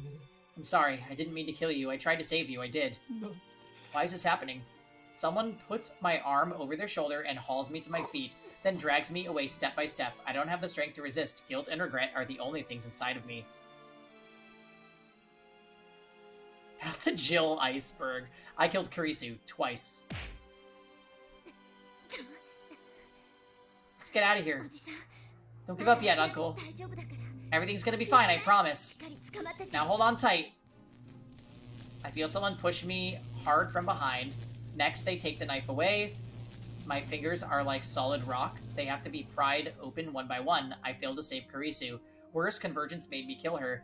The past has already been decided. It was impossible to change it from the start.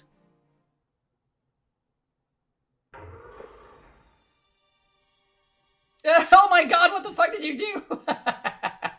Someone drags me out of the time machine. I crumple on spot, powerless to even stand. You're already back. It hasn't even been a minute. Ocarine? Ocarine? Mary rushes over to me. She looks at my face in concern, but even her concern is too much for me to bear. Please don't talk to me. Just leave me alone. Whoa, you're covered in blood. What happened? Get him a towel, Dad, and water, and some clothes, too. Hurry, hurry! Explanation, por favor. Just go already. Okay. So, wait, why did they go back to... Why did they go back to here? Shouldn't they just have time traveled back to the past again?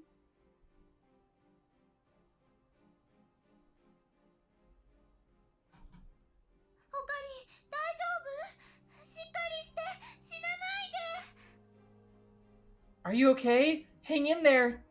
Don't die. He's okay. It's not his blood. Leave me alone. I don't deserve your concern. Save Kurisu? What a joke. Not only did I fail to save her, I took her life with my own two hands. Yeah, that's true, Kuroi. He'd still be in the bloody clothes. 3 weeks ago, in this very spot, I killed her. I murdered her. There's no way to save her. There never was. Everything has already been decided. It's the same as with Mayuri. Same. No matter how hard I struggle, the result will be the same. We have a time machine. Shouldn't we give it another try? No, it's not that simple. No matter how many times I try, the result will converge on Kurisu's death. Even if I throw the knife away, fate will find some other way to kill Kurisu.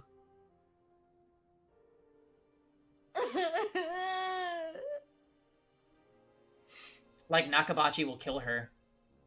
Maybe I'll trip and push her down the stairs.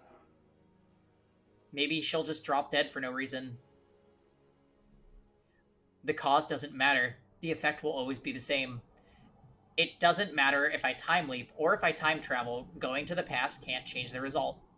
Maybe a D-mail could shift divergence enough to take us to another attractor field. But there's no way to control what might happen.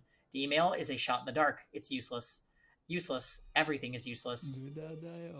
There's nothing I can do. Nothing. Nothing. I can't save Kurisu after all. I knew this would happen. I knew it would turn out like this.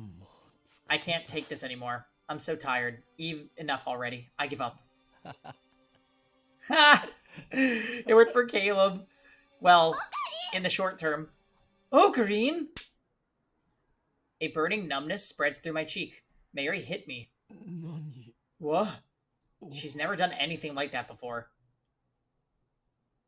The shock is enough to bring me to my senses.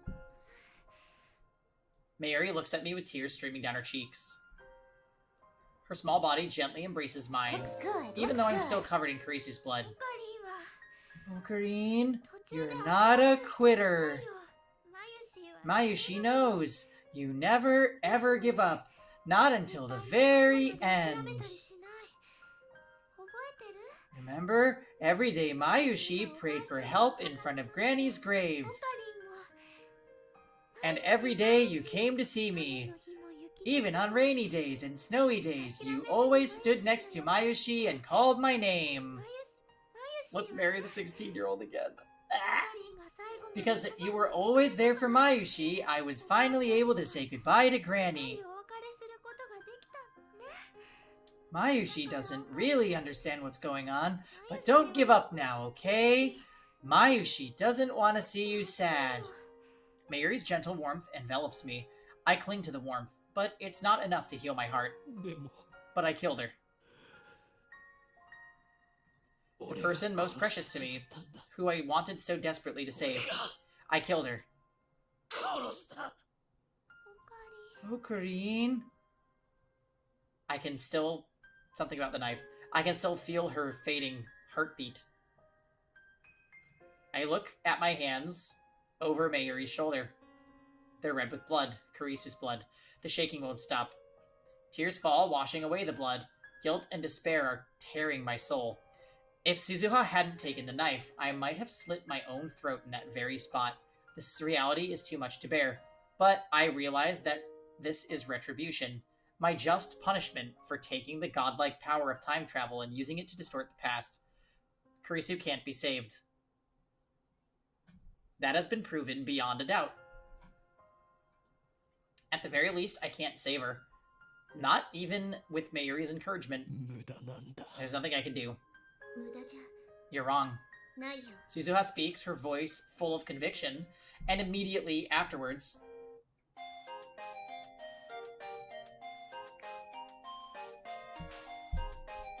Wait, maybe with the power of friendship? Mayuri takes my phone out of her pocket. She's been looking after it. オカリ You've got mail, Ocarine.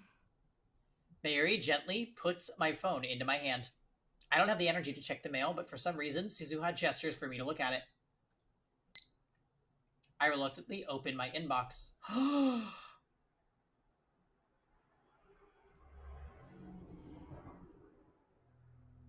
What?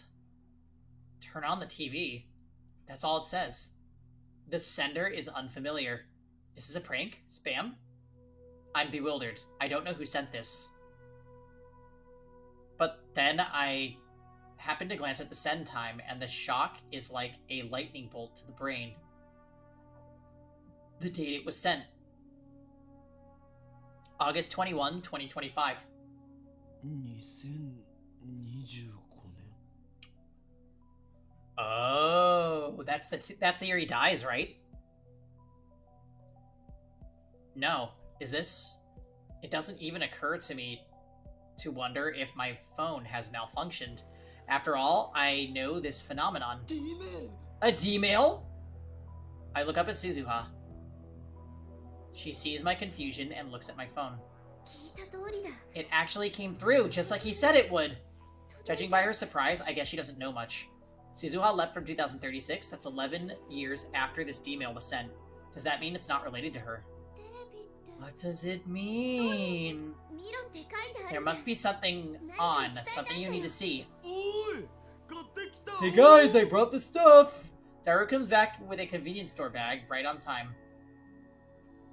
Fortunately, my phone has TV reception. As soon as I switch it on, I see a news reporter standing in a foreign airport. There's a jumbo jet in the background. Looking closer, I see burns near the plane's tail. The caption says, "Fire on Russian Airlines." Russian authorities announced today that a fire broke out on Russian Airlines Flight 801 en route to Narita from Moscow. The flight departed Narita Airport at 11:05 Japan time, but a fire broke out in the cargo hold shortly before arrival. TV has been the real Steins Gate all along. I mean, it's linked to the time travel. The 42-inch CRT was anyways. The flight made an emergency landing at Domodedovo International Airport, where the passengers were evacuated. No one was injured.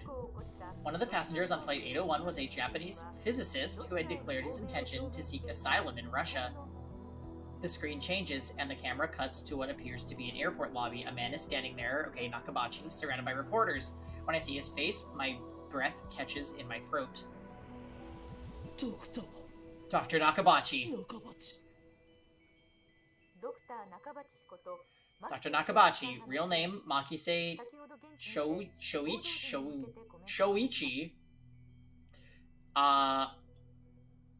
made these comments to the press earlier today. I still haven't recovered from the shock of murdering Kurisu.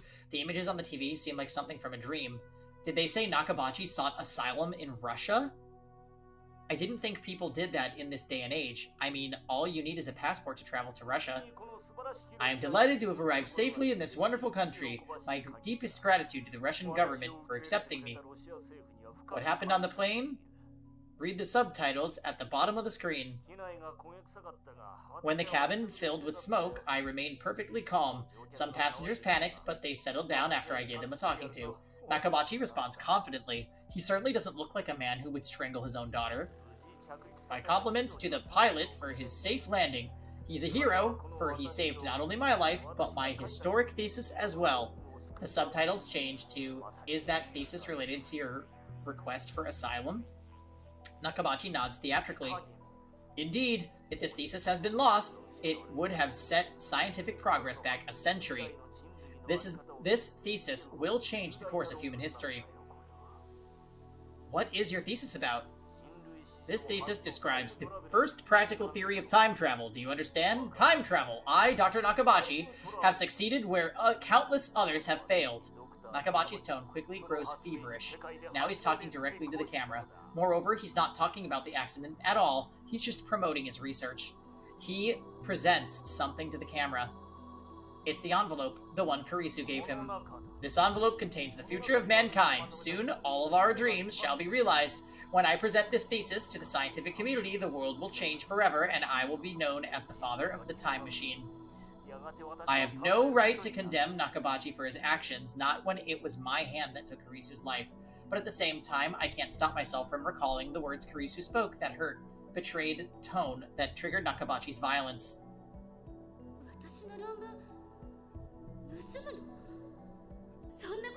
Do those words not echo in his ears too? How can he stand there and present his murdered daughter's work as if it were his own, and look so proud of himself while doing it? Why the guy on the left has a robot chin? It does look like he's a robot. Because of the lighting, it looks like metallic. It could also be like a hebi, like a cat, like... I hear my teeth grinding in my head. Originally, this envelope was in my checked baggage. If it had stayed there, then it would have burned up in the cargo hold, and humanity's dreams along with it. However, fate intervened on my behalf, as if God himself had decreed that my greatness should be known across the world. Nakabachi thrusts his open hand at the camera. Behold the vessel of God's grace. Because this was inside that envelope, it set off the metal detector. As a result, I had to take the envelope with me on the plane. This pilot is a hero, yes, but the true hero, the savior of humanity's future, is this tiny figurine. Sitting in the palm of his hand is a lump of silvery metal, barely 5 centimeters tall. Is it Upa? He has Mayuri's Upa from the first, 10 minutes of the game. Mayuri points at the screen. I look closer. That lump of metal in Nakabachi's hand, it's not just any lump of metal. That's my metal Upa! Look! See there? It has Mayushi's name on it! Upa is a mascot character from the popular card game Rainet Access Battlers. And the rules of Rainet Access Battlers are... You can see Upa merchandise everywhere in Akihabara, from capsule toys to phone straps and other accessories. Mayuri caused World War III as expected. But of all Upa merchandise, the most rare is the metal Upa. The very same metal Upa that Nakabachi is presenting to the camera. Near the bottom of the metal Upa, I can see cute letters written in bright red magic marker. The letters read, Mayushi's. We have to challenge the doctor to a Rainet battle for the Upa. Well, luckily we know Ferris, so odds are in our favor. Whoa, you're right! What's he doing with it? I dropped it during the presentation. I looked everywhere, but couldn't find it. So that's where it went.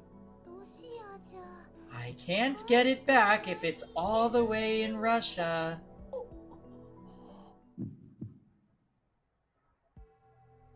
I stare at the screen in disbelief. My body is shaking, goosebumps break out over every inch of flesh. I know what this is. The butterfly effect. 3 weeks ago, Mayuri dropped her metal Upa in the assembly hall of Radikan. That tiny figure, a mere child's toy, went on to decide the fate of mankind. I was really wondering if this scene where she gets the metal Oopa is going to be revisited, because I remember in the first day we streamed this game, they spent so long on talking about the metal Oopa, and then it was just dropped for the rest of the game. Okay. I think this is a good time to quickly run to the bathroom and maybe make a drink to pregame Among Us. So I will be back in like 2 minutes.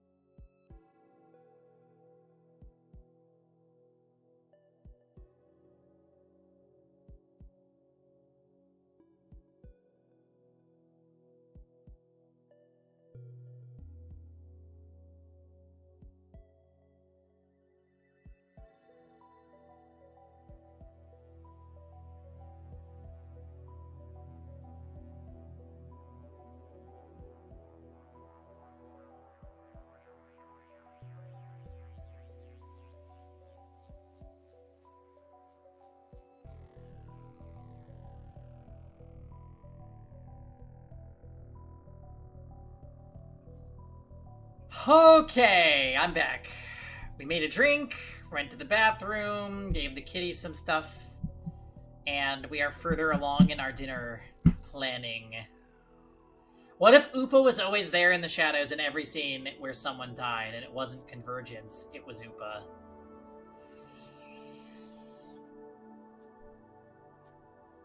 Kid will use Hyperbeam on Peggy. Sorry, she's out of PP. My theory on how try number 2 will go. We will succeed in saving Kurisu, but be forced to part ways. She will eventually grow up to kill her father, taking the throne of Burr.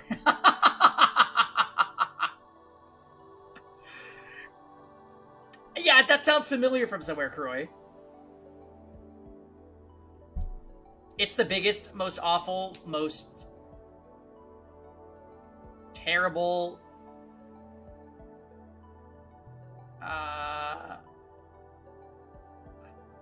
isn't it event in human history, not whatever U is?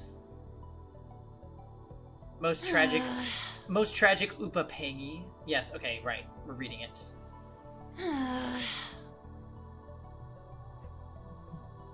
Rosenlock, fact check on Fail's acronym.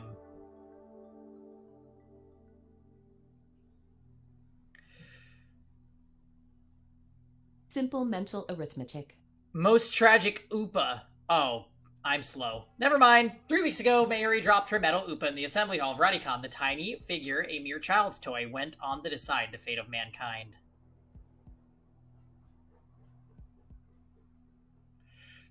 It rescued the Nakabachi paper from the fire.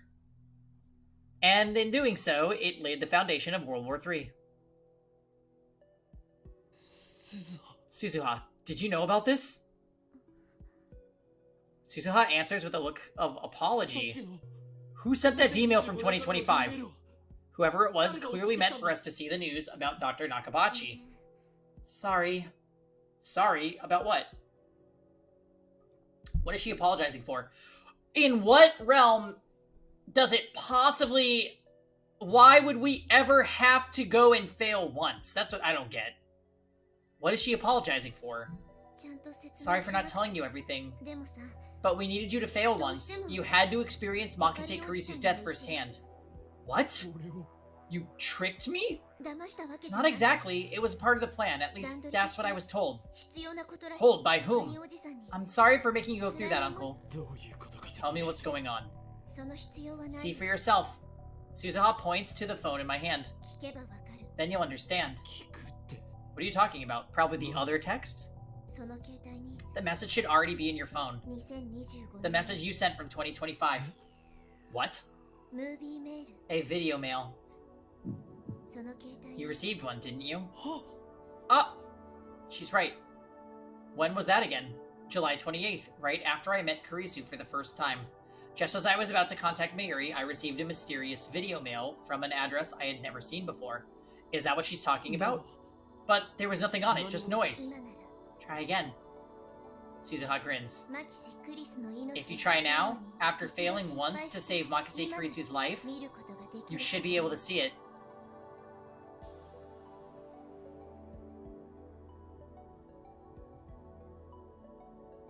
You can't send timeline-changing emails. That's illegal. Yeah, because it's too risky. Are you kidding me?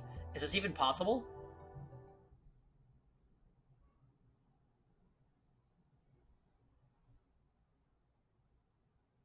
I'm not convinced, but I checked my phone anyway, just to be sure. And there I find a saved video mail.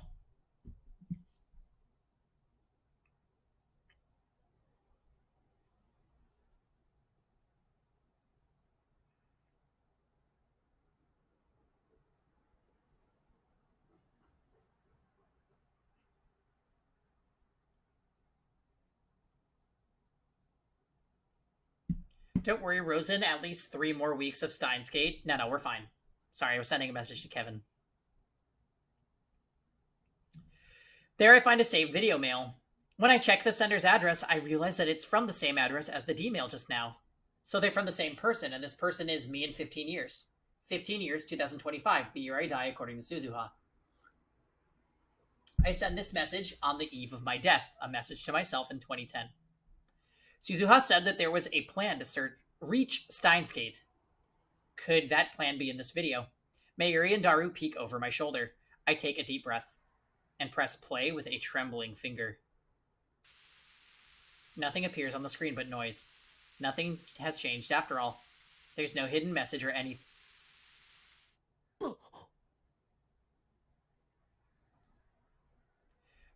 The noise suddenly dissolves, revealing the silhouette of a man. Looks like the video was shot somewhere dark. I can't see the man's face. Unkempt hair, a lab coat. That's all I can make out. この人が Is that you in 15 years? きっとそうだよ It has to be. Something about him just says Okurin. Really? Is this guy really me? My phone's tiny screen has become a window into the future. I can't believe I'm about to hear a message from myself. メールは受け取ったか Did you get my email? Then go watch the news. If you already have, then keep listening. So that last mail was from him, from me. It doesn't feel real. はじめまして Greetings, it's been 15 years. I suppose you could say. Wow, your voice is so deep and cool. The year is 2025. I'm sending this video by a process similar to D-mail. お前は You dismantled the phone wave, so did I. But not 1 year later, I, which is to say you, turned back to time travel as my last hope. 向き合って I've spent 14 years researching time travel. その過程で Along the way, I managed to design a D-mail transmitter that wasn't bound by a 36-byte この limit. ムービーメールを The fact that you're watching this means that you failed to save Karisu. さぞ辛かったと It hurts, doesn't it? お前の気持ち I know how you feel. After all, I went through it myself 15 years ago. そうだ That's right, I failed too. 失敗したもの I've lived with that future for 15 years. I lived with that failure for 15 years. Do you understand why you had to fail? 必要なこと It was necessary. Necessary to give me the proper motivation. お前はクリスを助け You よう failed to save Karisu. You killed her with your own two hands. その悔しさ Your guilt, your self-loathing, その罪悪 have driven me for 15 years. 2020 They gave me the focus I needed to complete my plan. その執念 Without your failure, you would not be watching this right now. 知っての通り As you know, this world line is subject to attractor field convergence. 普通にタイムトラベルする Time travel alone cannot save Karisu. だからあえて That is why you had to 一 fail. 度失敗することで To create the chain of causality that linked you to お前 me. が失敗してくれ Because you failed, I spent the last 15 years researching time ド travel. クター中 As the revelations Nakabachi unleashed sped the world towards nuclear war, I continued my research in secret. 鈴葉が使う Suzuha's time machine is the result. Although the finishing touches were Daru's and mine, its design was based on theory that CERN first developed. 整理 This is like when we failed in VLR and it prepped Sigma for ZTD.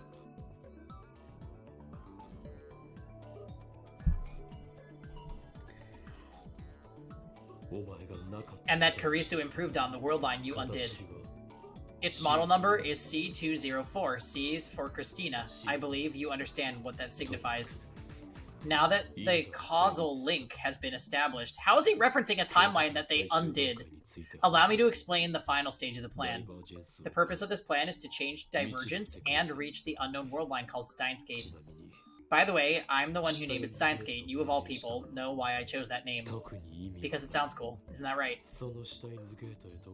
No, this is when Delta shows up but says, but religious fanatic. There are two conditions you must meet to reach Steins Gate.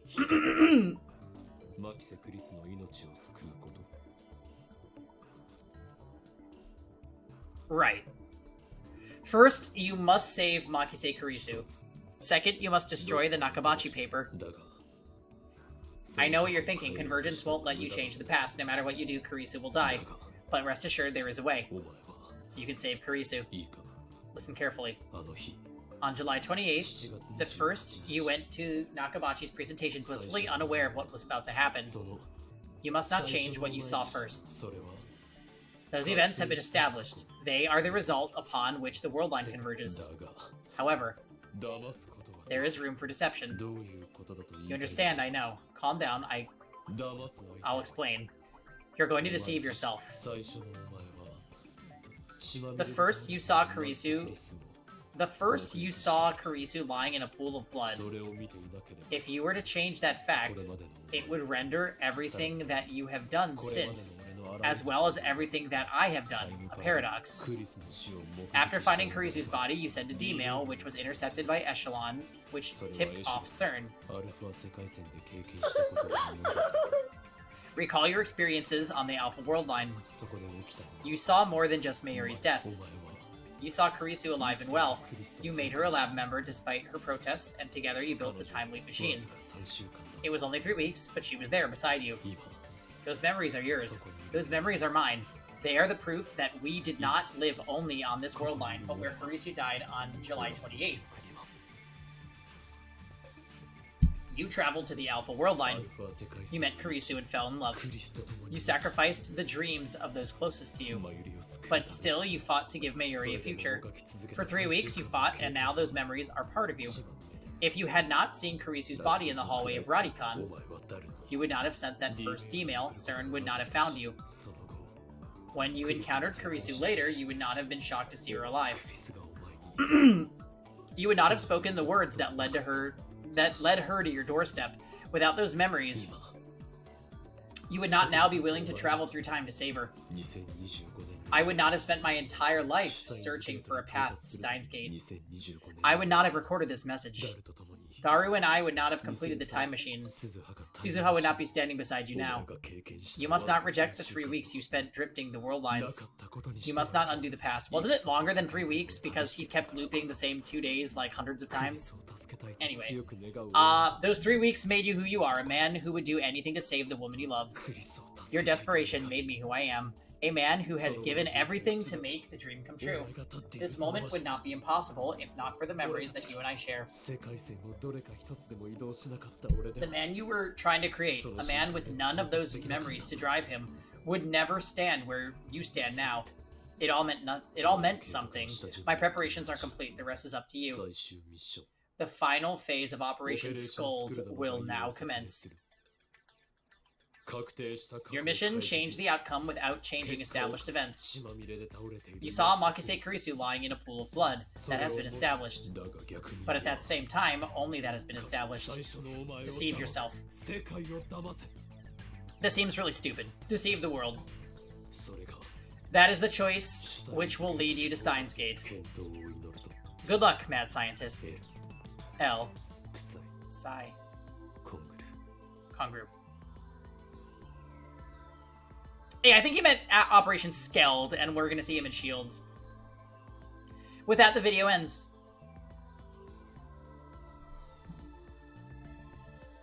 Mayuri and Daru looked dumbfounded. They obviously didn't understand a single word. I, however... Laughter bubbles up from the depths of my soul. Not minutes ago, I was lost in despair. I was ready to kill myself for what I had done. But now I'm laughing. Operation Scold? El Sai Kongru. I'm 33 years old and I still have no shame. Deceive myself, deceive the world. That's such chuny bullshit. Okay, well, game self-aware. It's pathetic, laughable, a juvenile fantasy. At the same time, it feels right. Very well. If this is the choice of Steins, He needs no aid. then so be it. I am the insane mad scientist, Ho-Oin Kyoma. Deceiving the world is child's play. Yeah, for whatever reason, Kevin came across the word Chuni Bu, which this game has used, by the way. He came across Chuni Bu the other day and started saying it, and I'm like, Kevin, stop it.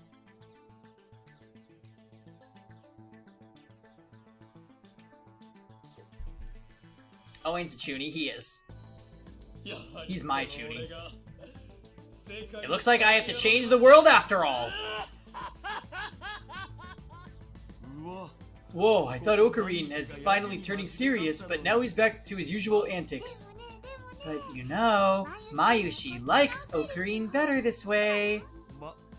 Yeah, I know what you mean. Ocarine just isn't Ocarine unless he's laughing like an idiot.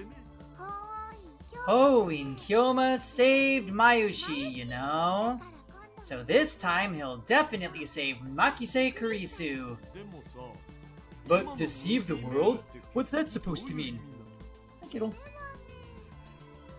Mayushi doesn't have a clue.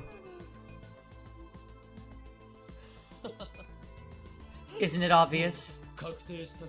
The only established fact about the past is that I saw Kurisu lying in a pool of blood.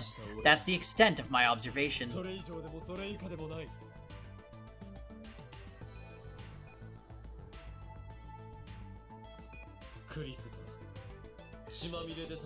And the sky is blue.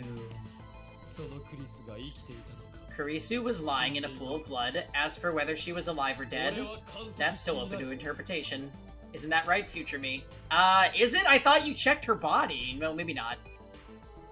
Schrodinger's Kurisu.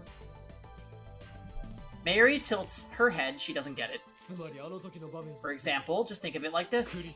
Kurisu was merely unconscious, and the blood was just a coat of red paint. Is that what happened?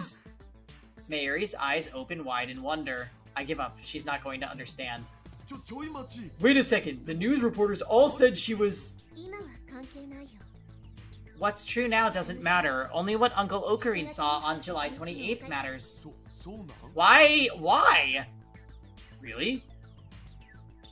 Okay, wait. What about Nakabachi literally killing her?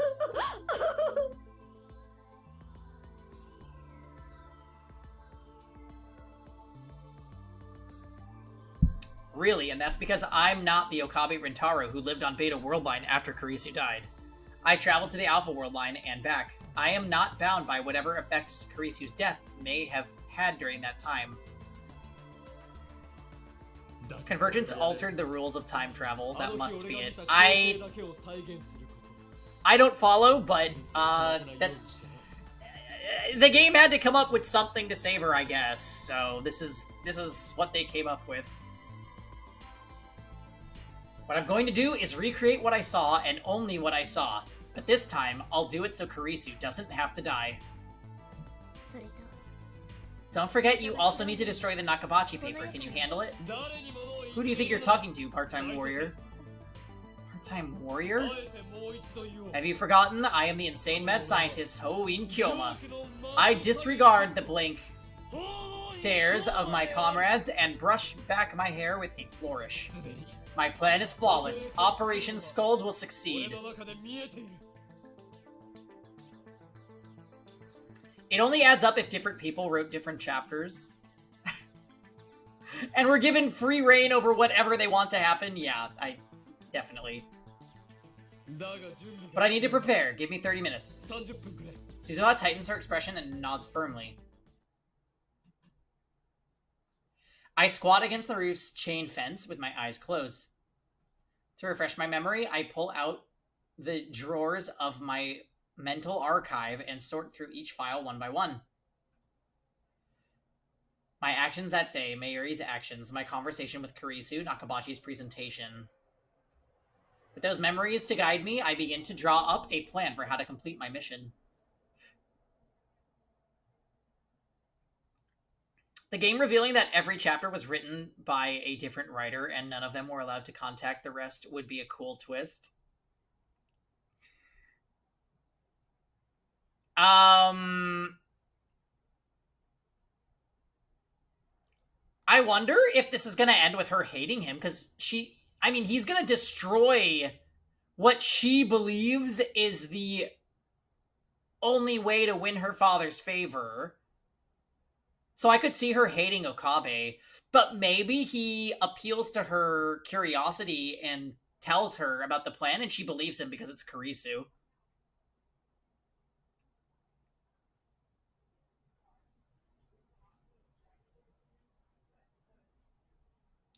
And he could prove that he is a time traveler because he knows what's in her envelope.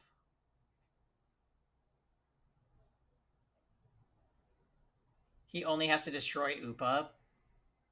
She just writes another paper and gives it to her father again and then dies. I feel like this is going to be something really silly, like... Kurisu, make sure that you lie on the floor right here covered in red paint. Like that. It could be something very, very silly like that. Let's kill Mayuri so she can't win the Upa. Perfect. Ocarine, I got the stuff.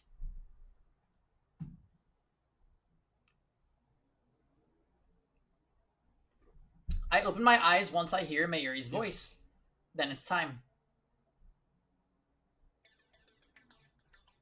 I take a deep breath and stand up. Mayuri's faster on her feet than Daru and I are, so I had her pick up some things for me. She went all the way to the lab and back in the sweltering heat, and she's not even breathing hard. She runs up to me with a triumphant smile, almost like a playful puppy shaking her tail. Here you go. Will this work? In her hand is a plastic stick about 30 centimeters long. I take it and nod in satisfaction. Good work, Mayuri. Mayushi's happy to be useful to Ocarine. Oh, I also bought you this. She hands me a banana. I guess she's telling me not to time travel on an empty stomach. What's that? A banana. No, I mean the stick. It's not a stick, it's a sword. It's one of our lab's many inventions, future gadget number 6, the Sialoom Saber. Sialoom Saber?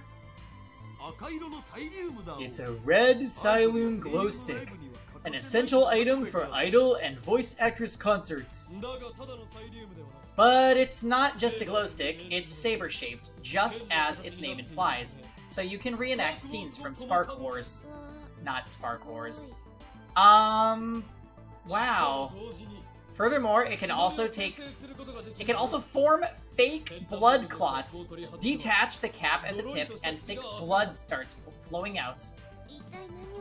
I, don't really get what you were trying to accomplish when you made this.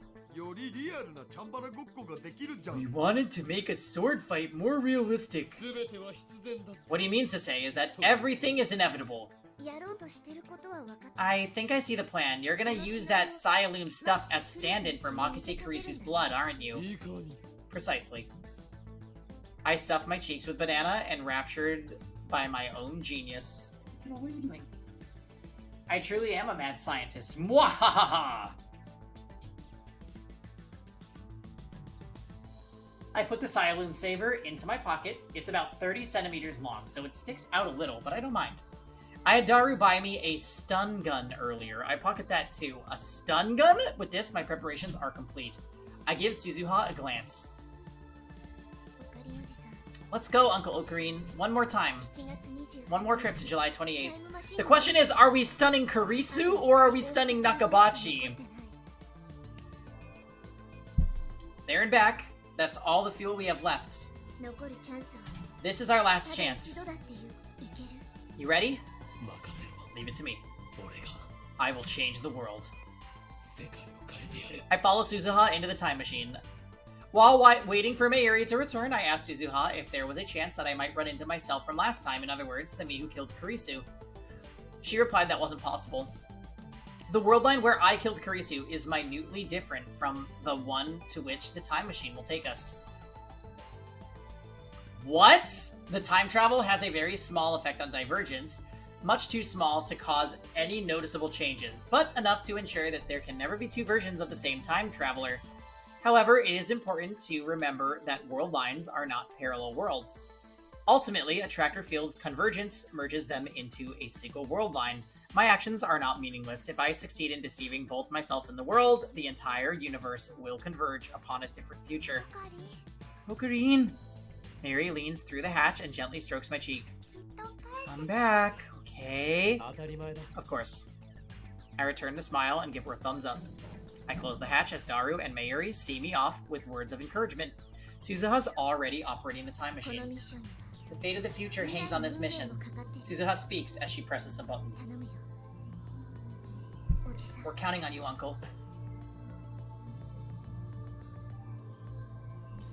Instead of answering, I close my eyes. I find myself strangely calm. No impatience, no tension, none of the anxiety I felt the first time. How many times have I tasted failure? My hubris hurt those closest to me. My foolishness cost them their dreams.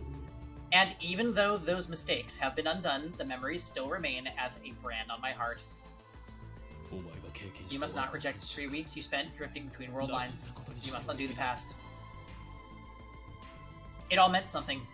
Every mistake, every sacrifice. Without them, I would not be standing here now. From that knowledge, I draw strength, confidence, and pride. The memories I shoulder deserve nothing less. And so, I am no longer afraid. I will reach the unknown world line, Steins Gate. Its future is uncertain, but that is how it should be. For once, I need not worry what fate has in store. Only one thing matters now. Saving Kurisu. Gravity pulls at my back. Rainbow lights start drifting through the compartment. It's time. This is my Ragnarok.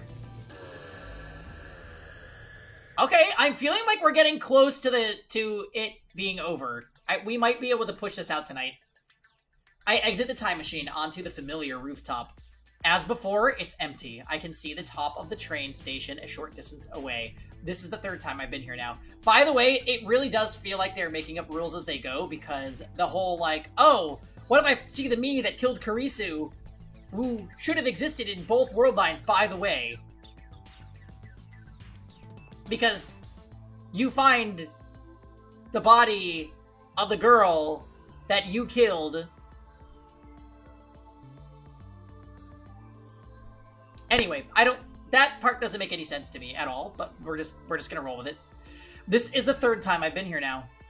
I run through the plan in my head one last time. Time is short, but I have no choice. I have to do it. No, I will do it. Future failure isn't an option. Where's Phi to explain the color? Yeah, I need the color wheel. Ah, yes, those stun guns that you can pick up at any corner store. Yeah, what the fuck? Time travel writing always gets messy. Yeah, this is exceptionally messy, I would say.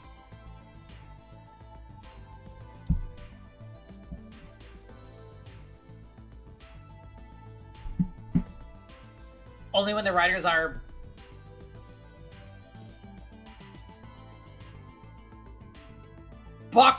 I can't think of a word. Only when the writers are bisexual. I don't know.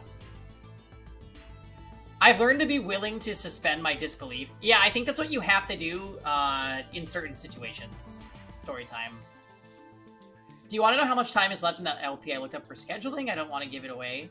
No, it's okay, Dots. No worries. I have a limit to suspension of disbelief. These writers are certainly not bisexual. True.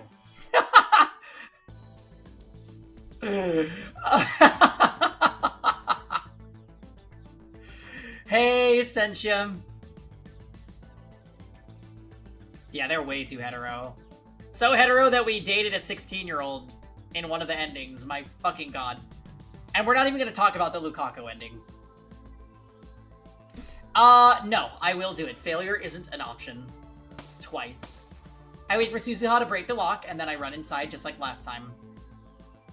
Narrowly avoiding the first me again, I descend to the 7th floor. Last time, I went all the way down to the 4th floor, but not this time. I direct my attention to the capsule toy machines near the landing. It's time for step 1. Rainet Kakeru Character Doll Series. This is it. On July 28th, the first me won a super rare metal Upa from this machine. No time to waste, I insert a 100 yen coin I prepared beforehand and turn the lever hard. We can talk about it in the review or casually overlook it. Yeah. Sometimes certain things get brought up so often during the playthroughs that I can't bear to get into it during the review again. I just kind of condense. Wouldn't the butterfly effect also change the pros and cons of time travel? Yes, it would.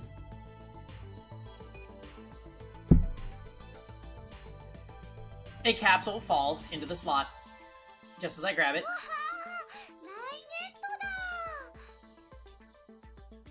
My heart leaps into my throat. That was Mayuri's voice. She's already here. I quickly turn and leave the area before Mayuri can see my face. Luckily, she's so entranced by the capsule toy machines that she doesn't realize who I am. Oh, we gotta play some Rainet against Mayuri to make her leave. Once I get down to the 4th floor, how did he avoid her? I check the contents of the capsule. The metal Upa's inside. This is the prize that was meant for me, which means the first me will get. The answer is obvious. Phase 1 complete. Time for Phase 2. I turn around abruptly. Ah! Kurisu standing behind me, her mouth open in surprise. My timing was perfect. Hey, you can't just come down from the... Huh? 俺はお前を I'm gonna save you. 助ける Everything, leave everything to me. どういう What? I say no more. If I tell her everything, she'll have no reason to talk to me to the first me. On July 28th, she came to me during Nakabachi's presentation. She claimed that I tried to tell her something. Then I proceeded to drag me out into the hallway for further questioning. That is part of the experience. This should be enough to ensure that it happens exactly as I remember. I pat Kurisu on the shoulder, then race back up the stairs. Wait! I run to the 6th floor and then creep up toward the 7th floor, landing until I can make out the capsule toy machines.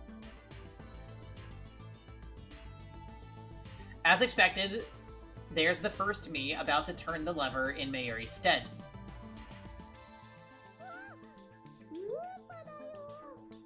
それはレアなのか Oh, wow. It's not rare, but isn't it just so cute? Mayushi loves Zupa.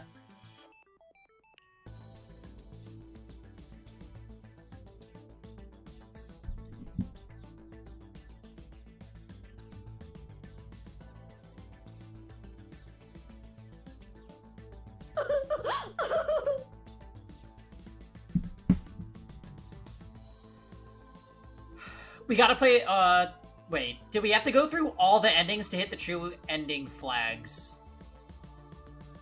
No. You don't.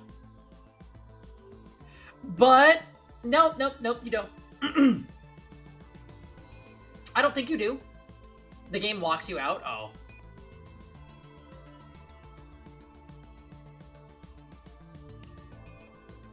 Upa doesn't love Mayushi or humanity. Humanity with 2 eyes. Paying you as being a masochist? I mean, that is masochistic behavior, right? I'm like, hey, let's do every ending in this game that I feel a way about. It's not rare, but isn't it so cute? Mayushi loves Upa. I grinned to myself. It worked. The order changed. Mayuri now has a regular Upa, not the metal one I gave her the first time. It's gonna be a real shame when the metal Upa falls through a sudden hole that forms in his pocket, and then What's-His-Face still finds it because of convergence. Penny saw Suzuha and Lukaku's endings and said maybe just one more.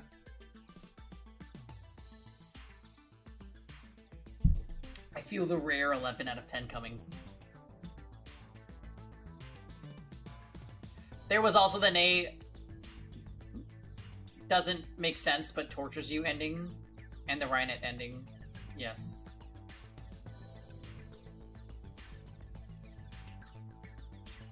And that means...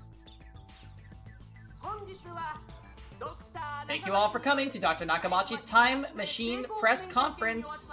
The presentation is about to begin. The first me heads up to the 8th floor. But Mayuri doesn't move. She takes out a pen and starts signing the UPA, just as planned. Convergence is having a Rhinet battle with Fair. When Dr. Nakabachi defected to Russia on August 21st, he had Mayushi's metal UPA with him. If he has a plastic one instead, it should change the fate of the Nakabachi paper. And one question remains, how exactly did Mayuri's UPA fall into Dr. Nakabachi's hands?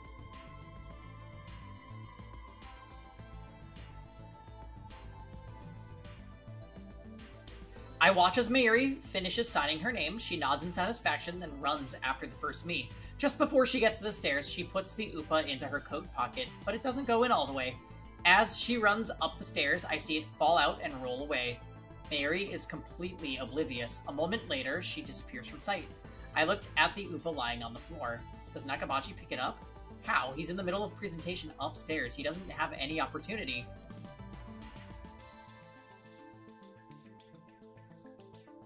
That's when Kurisu comes up from downstairs. I quickly hide in the stairwell across the landing. Not this pickup animation. Mary willingly gives it to him to cause World War III.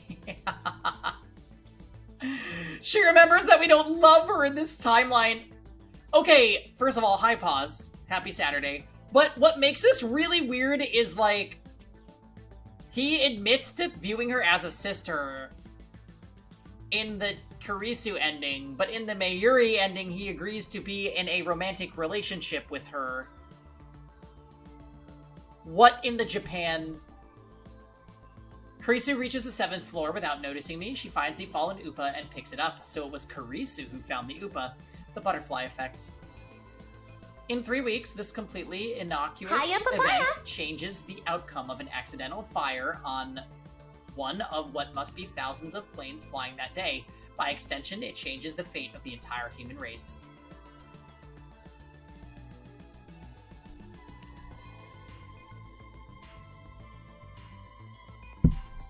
Oni-sama. Reen. By extension, yeah, just a reminder that, Reen's sister is the worst fucking character in the Cold Steel series. Thank you. By extension, it changes the fate of the entire human race. Kurisu looks curiously at the Upa, then looks around as if searching for the owner. Of course, Kurisu doesn't know who Mayuri is. At that point in time, those two aren't even acquainted yet.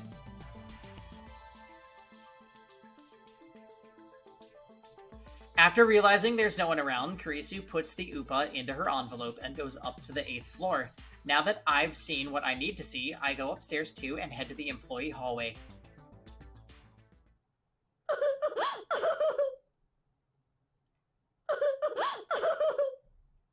Here's where it gets serious. Fail, if you buy me Trails of Cold Steel 3, I'll play it next after Final Fantasy 9.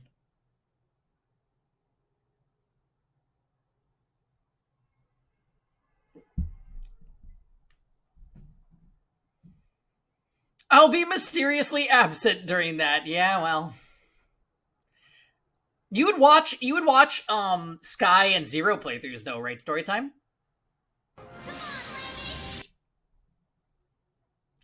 I grip the Siloon saber and shake it silently, thus activating the red fluorescent reaction inside.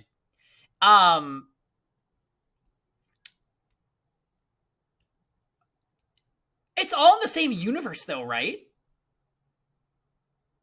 So the franchise ends after Azure for me, so I don't know anything about the other games. Oh. Wait, what? Storytime, what happened that made you hate Cold Steel so much? Like, is it really just that, like, the anime tropes, or is there something else? Because I feel like Cold Steel, I like Cold Steel.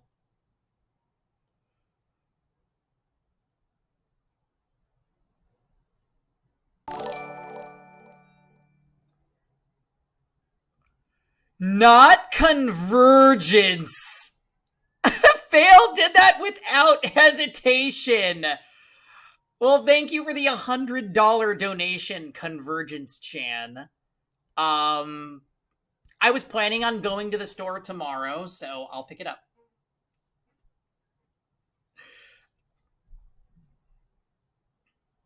They took a lot of the existing world building and characters writing established and threw it out the window, and it was so good and such a waste it made you mad.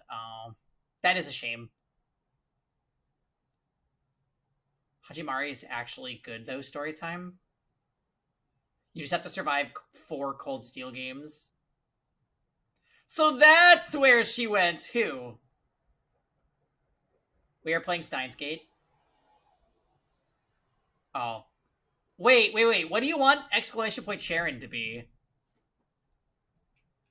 The severing chains.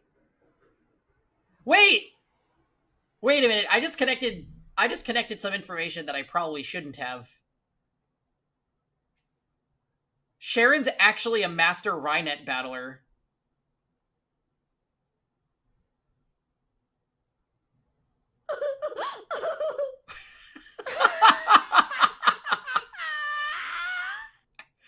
She's Master Blader. Yeah, I remember. The forbidden knowledge that connects Steins Gate to Trails of Cold Steel.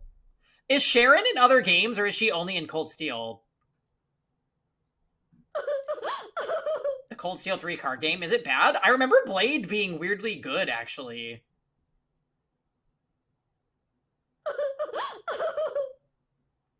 You like Vantage Masters? Why are we all E-tiering? You liked it, but it was a lot? Yay! Oh, okay. Well, if there's good rewards, we might do it. Bare minimum, it has to be better than FF9 card game, which is shit. Cold Steel 3 was a lot. I'm excited. I'm honestly excited to play it. So thank you for donating for it. That's very nice. I wonder how much it's going for right now, actually. Is it still full price? Trails of Cold Steel 3.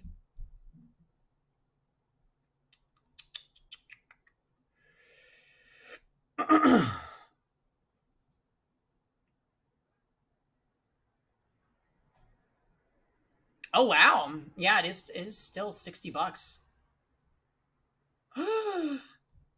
Okay. I just saw screenshots and I'm leaving. Thankfully by the time you finish FF9, the new Dragon Quest Monsters game will be keeping you busy. True. Storytime, maybe you still ironically watch, you know what I mean? Like, it'll be fun.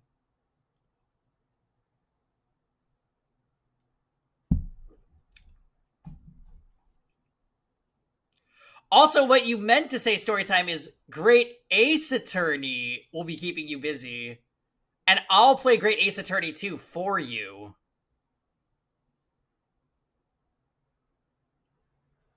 It's $60 on Steam, but I'll see how much they're selling it for at my local place. They might have it for cheaper. I'm gonna get a physical copy anyways, because I'm a fangirl. I'm willing to ironically enjoy B-movie tier writing a lot more nowadays, but I draw the line at Trails. Come on, Storytime. I think you'll be fine. You can trust me. I'm a doctor.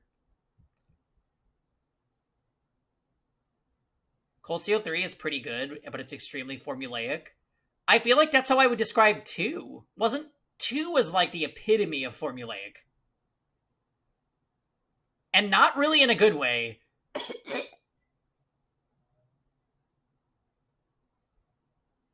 You have no idea how unbelievably sad playing Cold Steel 1 and 2 made you.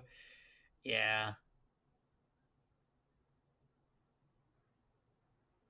You know what? Storytime, I feel like we'll have to discuss this after I play Sky and Azure series, because all I've known is Cold Steel, so I'm just like, okay, anime RPG with like a good political plot, but otherwise very anime.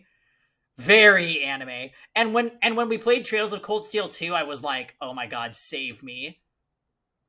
Remember, we would get to the point where like everybody just throws in their like one-liner for every situation, like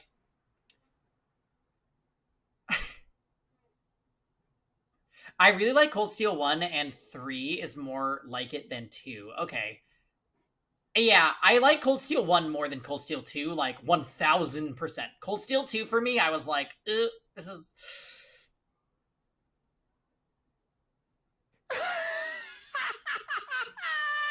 Cold Steel 4 is everyone contributes one line in every situation of the game.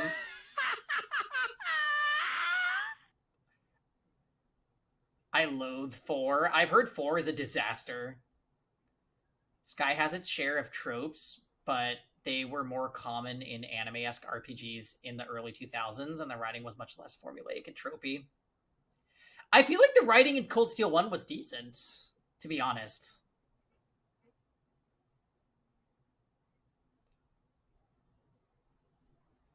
Yeah, the newer Trails games have so many party members, right? It was much better than this. Well, right, back to this. We got very distracted. It'll last about 10 minutes. It should get dim before Kurisu makes her appearance. I know what I need to do. So he's gonna stun Kurisu. The problem is that my window of opportunity is so slim. Will I be able to handle the enraged Dr. Nakabashi? One mistake and Kurisu will die.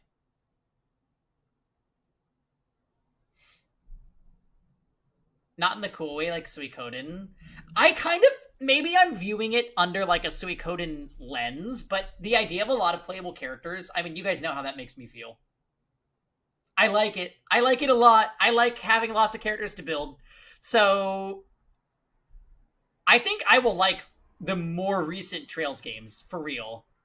Cold Steel 2 already was like dipping into like, hey guys, here's your main party, which is a lot. And also there's these extra characters like Sharon and Toval. I almost called him Torgal. And everybody, and the little girl with the gun, and everybody. Doesn't some of the Suikoden characters barely do anything? Oh yeah. Oh yeah. Suikoden is very retro in the sense that like characters have their arc and then they are just there. And some people's arc is 2 lines of dialogue and then they are just with you for the rest of the game. It's just an old game thing and I won't even fault it for that.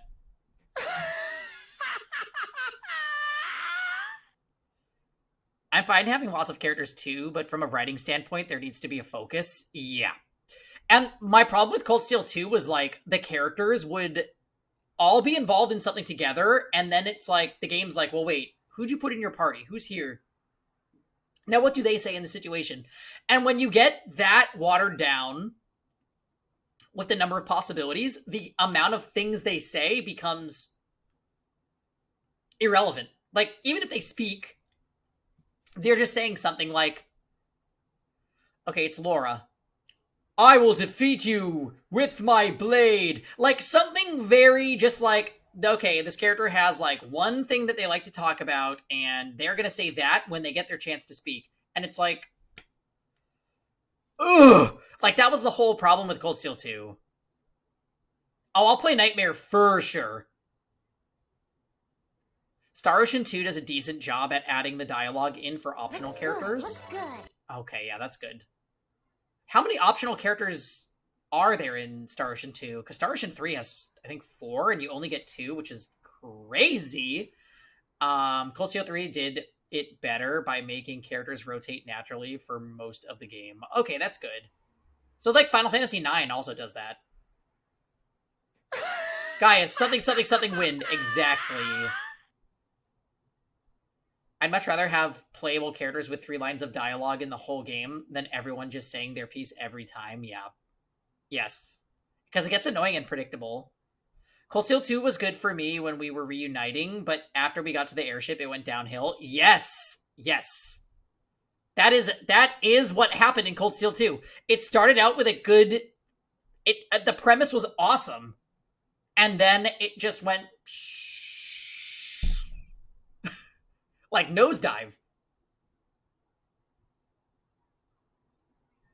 But we got playable Toval, and he is waifu as hell. Sky Nightmare is unbearably difficult. Oh, really? Unbearably difficult.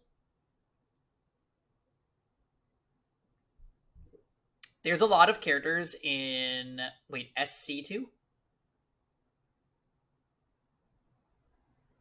Is that Sky? There are 2 main characters. Oh, Star... is it Star Ocean? No. What's happening? There are 2 main characters and like 10 plus optional ones. Oh, you meant S... okay, got you. No worries, Bubble Wand. You can only recruit 6, but there are 10 plus? Oh, no! Well, that's okay. When we get 8 characters in the party, that's like a lot. And it's hard to keep up with. Why can't every game be like FF10 where I can just rotate in my party in every battle if I want? That is what I want. I literally cried your first time. Uh-oh. I would not recommend the Sky games on Nightmare. Oh. Wait, even Advanced Gamer Peggy-chan can't handle it? There are 2 paths in the game, so you have to play twice. You'll love some Cold Steel 3 dungeons. Oh no. Ladders. You can have 1 dupe for each playthrough and 5 unique characters for both parts. Yay! Oh, so wait, Ifrit, do they come in like a pack? Like there's Route A and Route B, And Route A has certain characters, and Route B has certain characters, and that's it?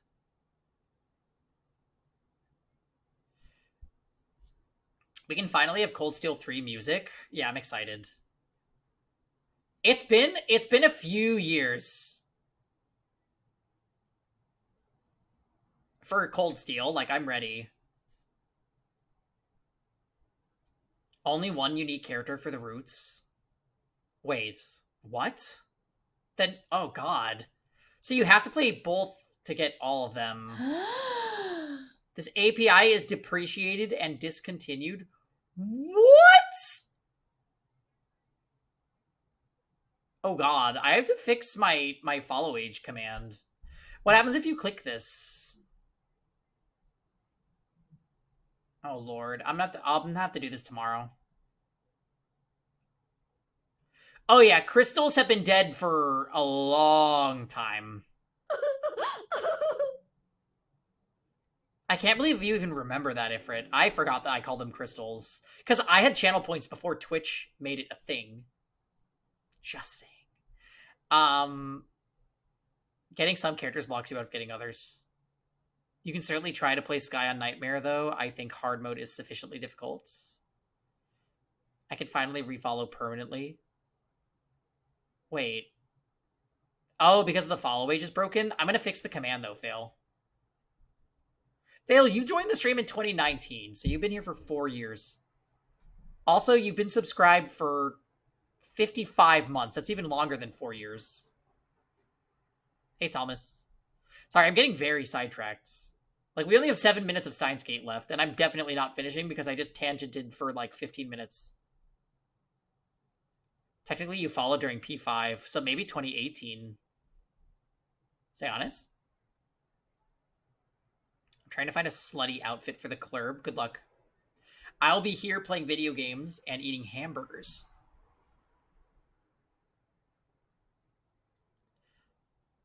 You were playing meme games until FE6? I was. Hamburger. I'm also low on alcohol, so I need to go refill.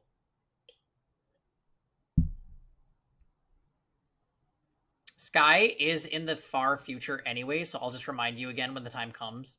Yeah, I would like to play Sky at some point. I need more hours to stream. I need more streaming hours. Reminder, we have played this longer than 13 Sentinels. Have we? Yeah, 13 Sentinels wasn't that long.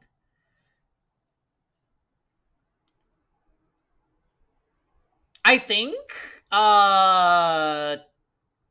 there's another, yeah, I have another visual novel idea, but we probably won't start it for like a few weeks because we got the 24-hour stream next weekend. After everything's said and done, I think we spent like 60 or 70 hours on Steins Gate. It was like 50 hours. Yeah. But like streaming just extends the playthrough, you know? Yeah. Give me a sec, guys. I'm gonna go refill, and then we'll do a little more. It's tea time! Exactly! Hey, kiddo.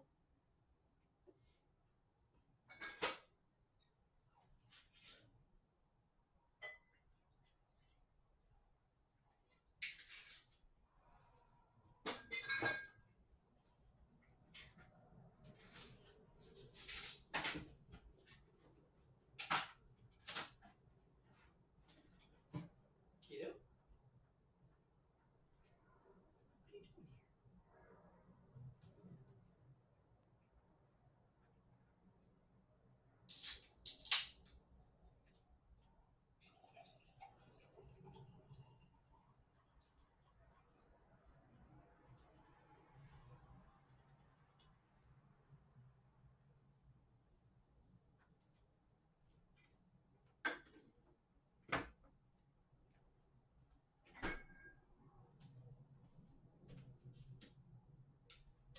Hey, kiddo, I gave you a bunch of treats last time, so don't. So don't even. Okay, kitty cat?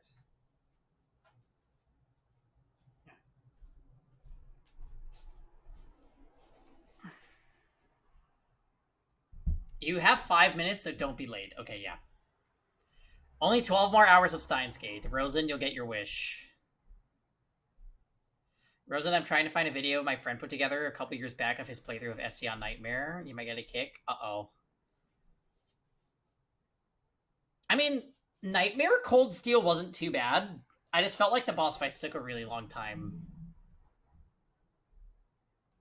何を恐れる What are you afraid of, Hoin Kyoma? すべては Everything's going according to plan. オペレーション作るのに不備が Operation Skull is flawless. You spent 15 years perfecting it, remember? 俺は Believe in yourself. Believe in Hoin 俺を Kyoma. 信じる Cold Steel Nightmare is sky hard. Okay. 信じる I remember you dying in the very first fight twice. I don't remember that. So I'm deceiving the world and myself. There's one fight early on in Sky 2 that's literally not possible to win until RNG is in your favor on Nightmare. Did you play them on Nightmare, Rosen? Reading Steiner. SE Prologue, def extremely RNG dependent. Yikes. I watched someone do it. Ugh. When's a 24-hour stream? We're going to be doing a 24-hour stream next Saturday on the 18th. And Sentia, it was like a donation goal redeem. So everybody that donated a few weeks ago chose games for me to play, and I'm playing for a number of minutes equivalent to their donations. So a few games that are going to be on the 24-hour stream: Final Fantasy XIV for the first time, Baldur's Gate for the first time, Teamfight Tactics for the first time, King of Fighters 15, there was Whispers of TMS Lunatic. Yeah, we've got a lot of stuff. Pokemon Unite. It's gonna be crazy. So Storm, I'm gonna do a separate stream for Storm, more than likely, because the number of minutes actually is more than 24 hours. And he redeemed 10 hours by himself, so... Oh my goodness! Yeah, there's gonna be like at least 1 to 2 Storm streams. He got defaulted to the napping. No, I think he'll add into others. But yeah, the list is looking pretty good.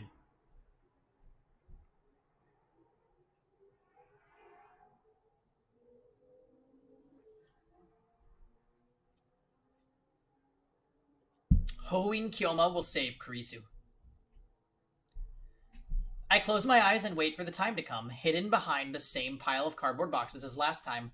I hear the sound of sparse applause from the event hall, which means I should be hearing footsteps soon. I change world lines. Wait, what? There they are. Kurisu has come right on time. She leans against the wall, looks inside her envelope, smiling softly as she does, and now I know the reason behind the smile. It's the Upa inside. She's probably smiling at how adorable it is. That smile really doesn't suit you, Kurisu. I stifle a chuckle. I'm surprised I'm calm enough to feel that way despite the current situation. Once Nakabachi appears, that's my signal to spring into action.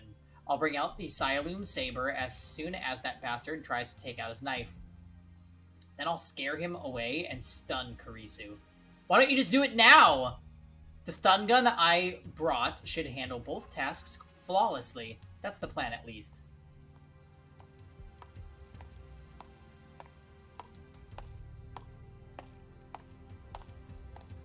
All my game redeems just got changed into 24 hours of Steins Gate 0. I would run out of voice after like hour 4 or 5, so... Also, we made it past the point where we usually crash, so... We've defeated the evil capture card. The next set of footsteps echoes down the hallway. Kurisu looks up. Can't see Nakabachi, but I know it's him.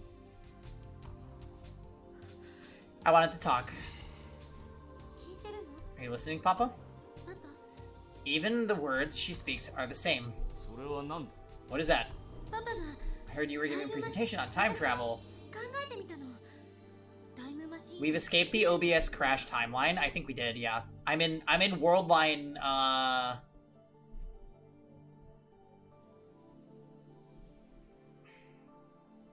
I can't think of anything clever. We've escaped. Was it crashing too? I just remember your audio fritzing. Yeah, Fail. So, anytime I stream on my PS2, I have to hook up a different capture card. And, that capture card was causing crazy lag in my streaming software, and it would cause the stream to crash every 4 hours without fail. So, I was like back and forth with the XSplit team and trying to like troubleshoot what was causing it. And we finally came to a solution. It was the curse of retro. I was low-key scared that I was not going to be able to stream retro games anymore because it's so annoying, like seeing my views go like yeah, it was the Will Steins gate. I agree. Okay. First me is probably at fault for that, at least partially. It looks like it's about time for Nakabachi to go ballistic. I grip the Siloon Saber and make one final check. It's already dimmed down, and now all I have to do is remove the cap at the tip and fake blood will... Oh no. My breath catches in my throat. The darkness of my hiding spot. In the darkness of my hiding spot, I bring the Siloon Saber close to my eyes and peer inside.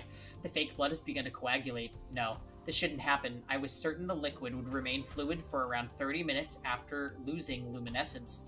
Was it defective? Come to think of it, we never tested the Siloon Saber. It can only be used once before the tube needs to be replaced.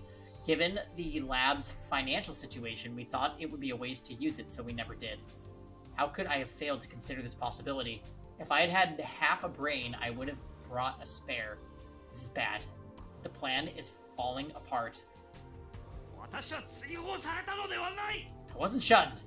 Nakabachi's shrill shriek startles me. We're hydrating, Valkyria.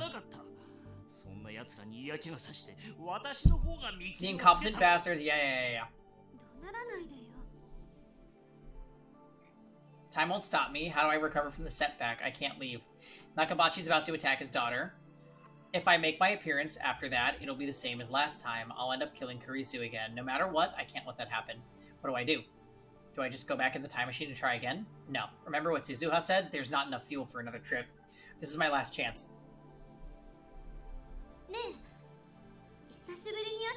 Yeah, we're having some gin tonight. Cheers, Valkyria. We haven't seen each other in a while. Right. She says that again. He says leave. Go back to America. My heart is pounding. I'm sweating like crazy. It feels like I've just run a marathon. I cover my mouth to suppress the sound of my breathing. Is this pity? How dare you?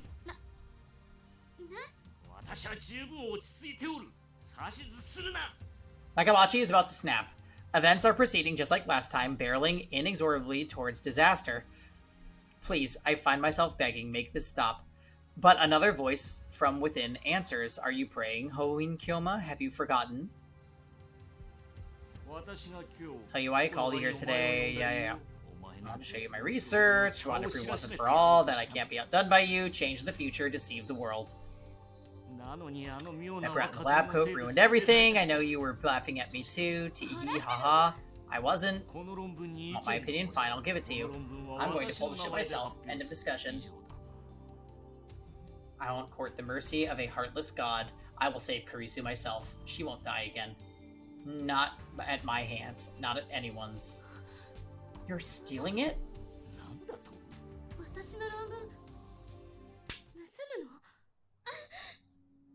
Nakabachi strikes Kurisu on the cheek. It's starting. No, you were supposed to already jump in! Nakabachi puts his hand around Kurisu's neck. Her cries of agony fill my ears. There's one more way to produce it. One more way. One last chance. It's a gamble to be sure. Even if it succeeds, I don't know what effect it will have on Steins Gate.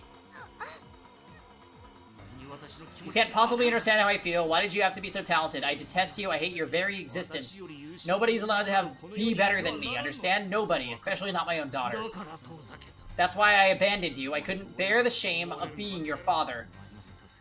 It's all your fault. It's all your fault. Matters not. I am Hoin Kyoma, mad scientist who defies God. Is he gonna do it with his own blood? My true desire is chaos. I have no need for a predetermined future. Stop!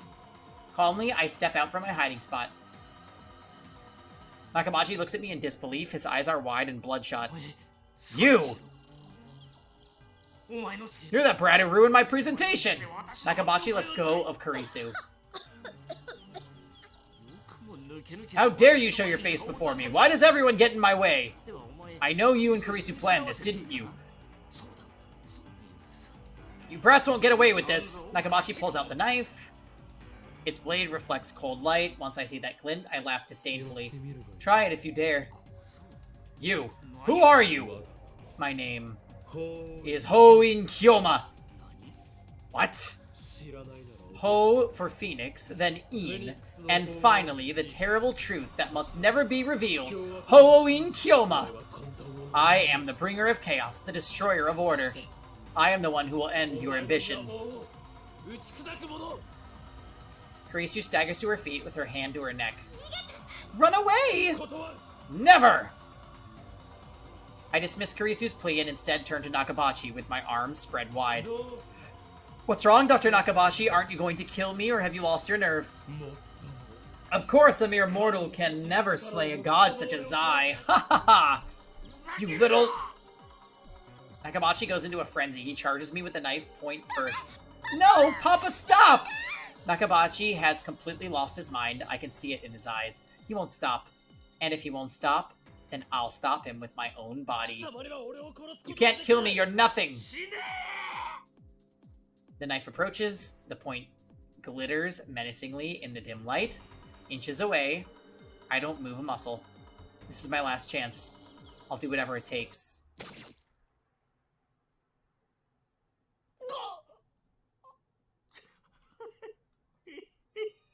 Intense pain rips through my abdomen. I feel cold steel sink into my body. He did it. He stabbed me with the knife. He killed me. The pain flares. It feels like my insides are being torn out.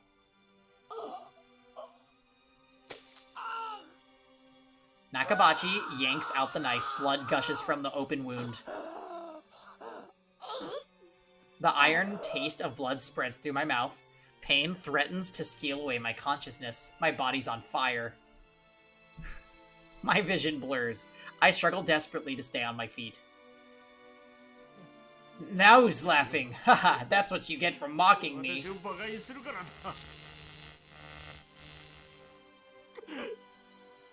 I whip out the stun gun and switch it on. The electric arc crackles to life, inches away from Nakabachi's face. He instantly turns pale. Now you've done it. I spear him with my glare and take a step forward. A wave of nausea surges over me.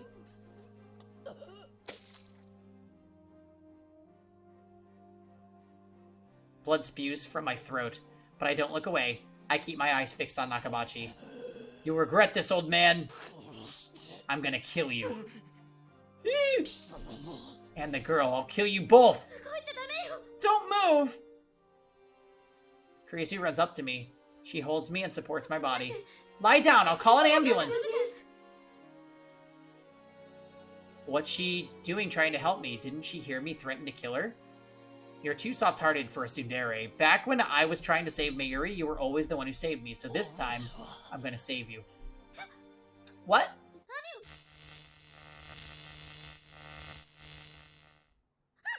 Yeah, Carlos survived the chainsaw battle. Kurisu convulses. Strength leaves the legs she used to support me. She collapses.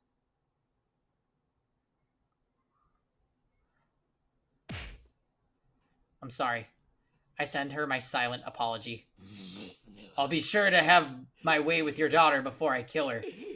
But first is you, Nakabachi.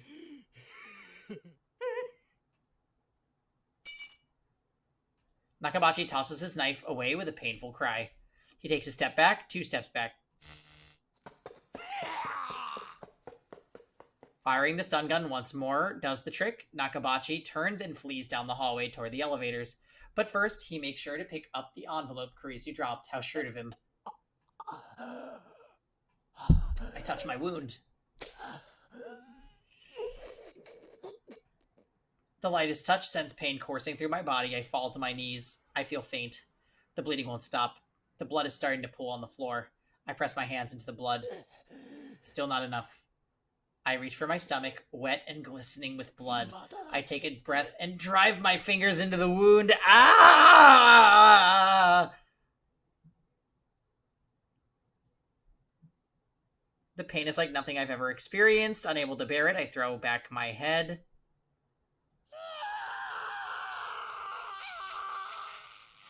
I scream until my throat is raw. Where the fuck is Suzuha? I can't stop now. Fighting against the urge to faint, I feed my strength into my hands and pull the wound wider. Oh, God!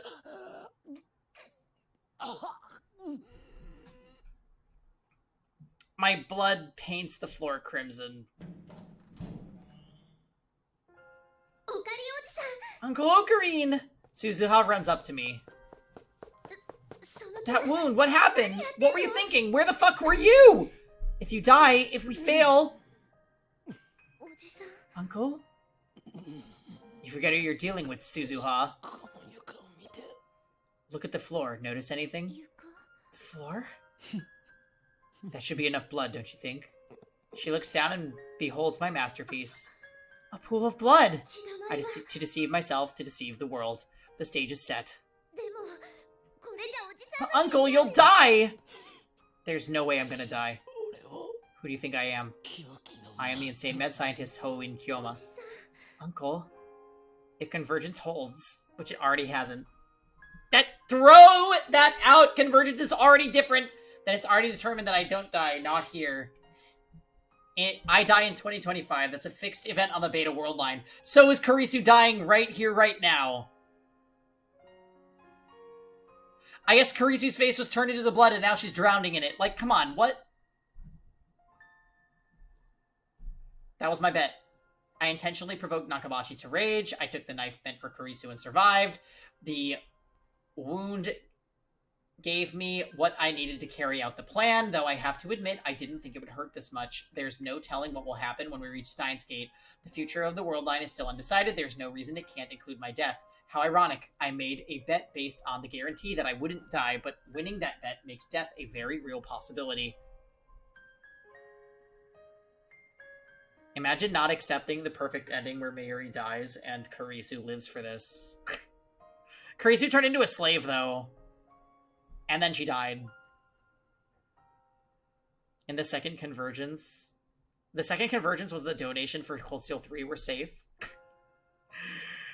I twist my lips into a smile. Time to put the finishing touch on the masterpiece. Get Kurisu. Okay. Suzuha picks up the unconscious Kurisu, then lays her face down on top of my blood puddle. She doesn't wake up, she's perfectly still. But she's definitely breathing. I stroke her hair gently. Did it hurt? I'm sorry, I had to do it to save you. Even though those 3 weeks will never come back, I want you to live. Even if we reach Steins Gate, even if Kurisu lives, even if I don't die, we'll never meet again. Kurisu will never join the lab. We will never build the time leap machine together. But still, I'm glad I was able to save her. Goodbye. Please stay unconscious for a while. I need you to deceive the first me. While Suzuha goes to pick up the knife, I use the wall to climb to my feet. Mission complete. Return to base. How are you still alive? I thought you were dying.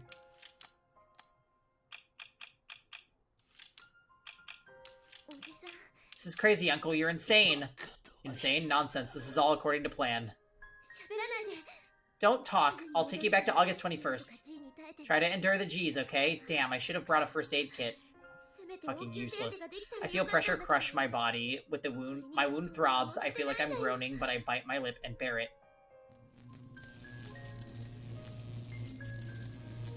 Rainbow light fills my vision. The time machine is activating. Suzuha wraps my wound with a towel. Hey, Uncle, I'm sure Steins Gate is waiting for us on the other side. A world where nothing is known, where anything is possible. A world where you live, where Maxi Kurisu lives, and Shina Mayuri lives. A world where I have no reason to travel to 2010. The future may still lead to World War III. It may lead to a dystopia ruled by CERN. Someone's warm hand grasps me. Tightly, tightly. But now there is hope for the future again. I slowly close my eyes. It's hard to breathe. But pain feels distant now. Once we arrive, I'll probably disappear. I won't be able to thank you for bringing me to Steins Gate. So I'll say it now. The warmth of her hand slowly fades away.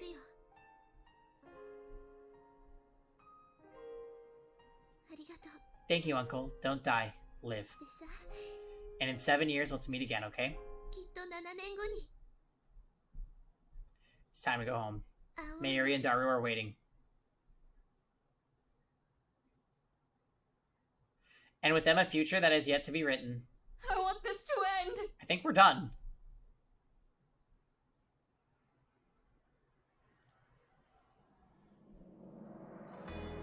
Ha ha!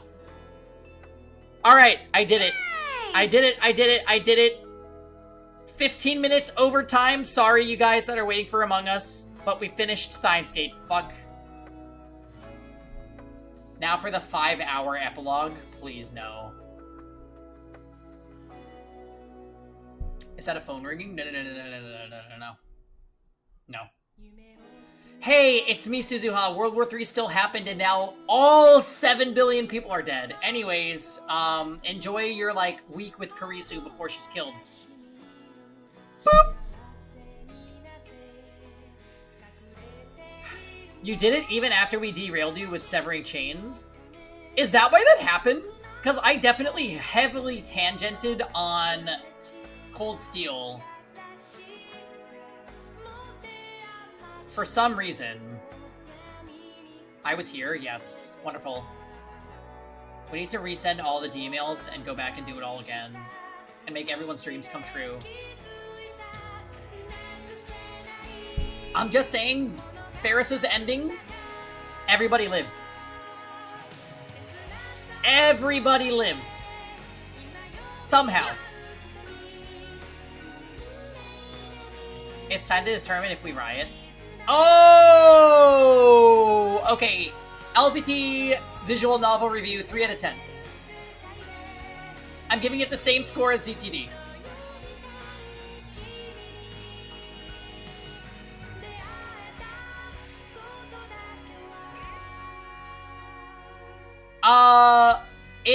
So okay, this visual novel is about time travel. The writing was messy, and it was also like a harem game on the side. I get that it was... Yeah.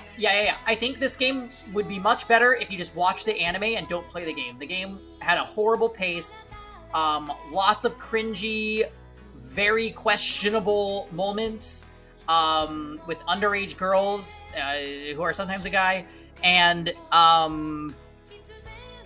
the pacing doesn't save. So the game does have the game has an overarching, very good plot, but the in-between times and the cringy moments were far more than the interesting parts. So, having a condensed version would be way better, and that's what the anime is. I had to literally scrub my brain from the trauma of reading Steins Gate. Yeah. This wasn't it. And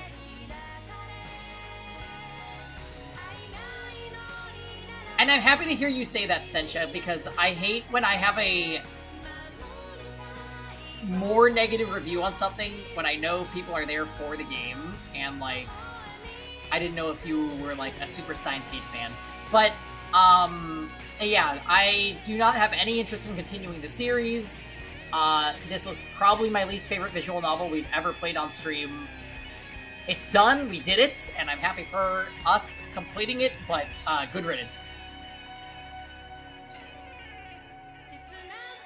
It was a Swiss cheese of VN plots. Yeah, it is a very cursed game.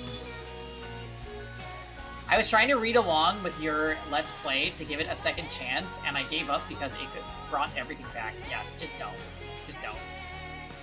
I came into this stream series excited to see Steins Gate in visual novel form after liking the anime. My opinion of the entire story has dropped a lot after all said and done. I think having the outlet to, like, actually talk with others about what's happening can sometimes make things worse. Because if you're watching something by yourself and something bothers you, you might just overlook it like, oh, well, that was weird, but I mean, I still think I like this because there are interesting parts. But when you actually break it down with other people and you're like, you're doing what with who? Big problem. We did it. It's been a month since then. My wound was deep enough to require surgery. If I'd just been 1 hour late getting to the hospital, I would have died from blood loss. The doctor laughed and told me, as he told me this. Hilarious. Fuck.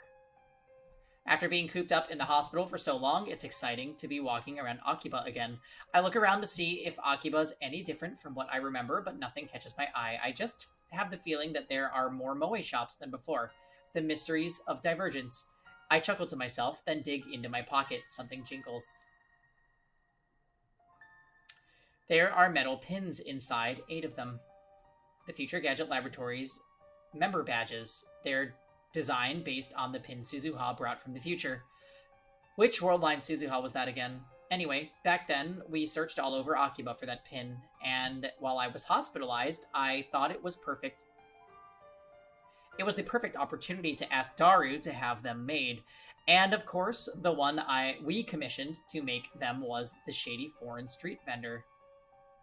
The final product is slightly different from Suzuha's, but it's pretty well done.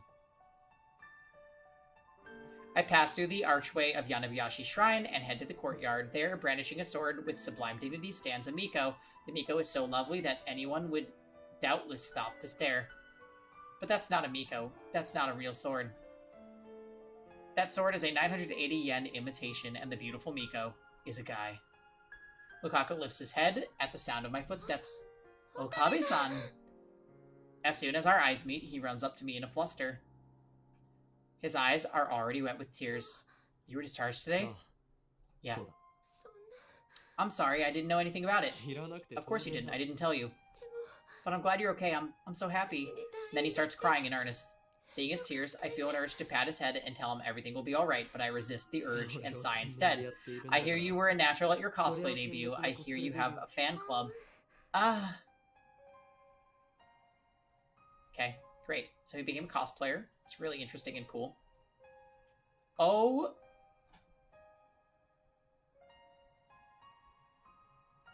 Dozens of photographers took his picture and the images soon went viral.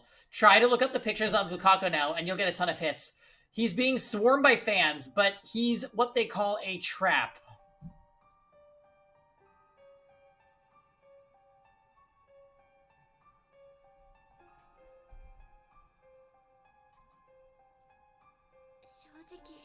To be honest, it's so confusing. You know, I still haven't had the pleasure to see you cosplay in the flesh. Just...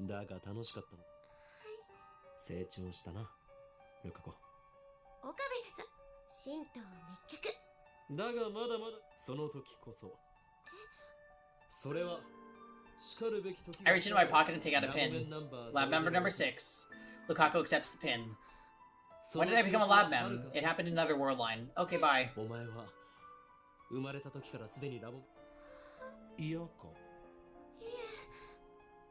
I'm already late to Among Us, so I'm like...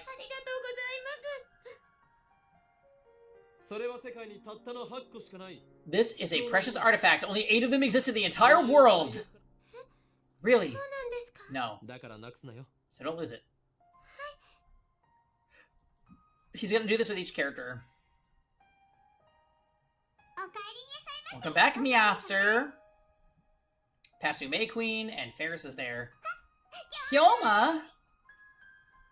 She suddenly links arms with me. At first I get flustered by something soft touches my elbow, and then I break into a cold sweat because I remember her ending.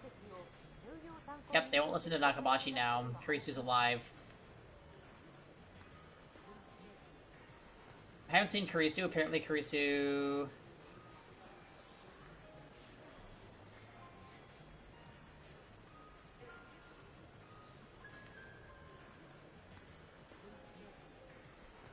So is Steingate Zero something you watched?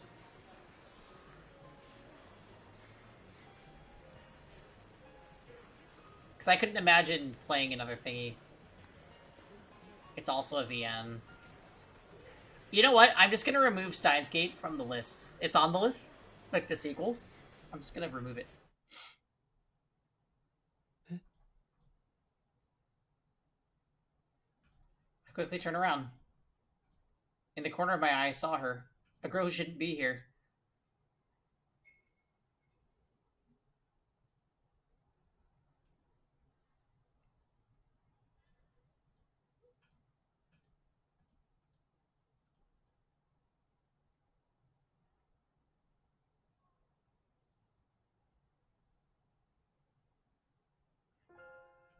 It's her. I thought she had gone back to America. It's her. She doesn't know me. やっと会えた It's you. That voice. That face. That hair. Those eyes. That tsundere. あなたを I've been looking everywhere for あ you. の時 Ever since you saved my life. 私 I was afraid I'd never have the chance to say thank ど you. うしても I'm so glad we could finally meet. 本当に Thank you so much. Thank goodness you're alright. 無事でよかった Kurisu looks so radiant as she tries to hold back her tears. Just when I thought I'd finally suppressed it, all my love for her flows out at once. I'm so happy I want to cry too. And to hide my embarrassment, I take out my phone and I put it to my ear. 俺だ It's me. Why is she here? Reading Steiner didn't activate. What? Protect her? Huh. It's a tall order, my friend. それが But if that is the choice of Steins Gate, then so be it. El Sai Kongru. Close my phone and I clear my throat. I have no idea what to say. コングル She's still staring at me with those wide, pleading eyes. I open my mouth. また会えた We meet again, Christina. クリスティーナ いや How many times do I have to tell you I'm not Christina or your assistant or... Ah! The thing happened that I said was going to happen!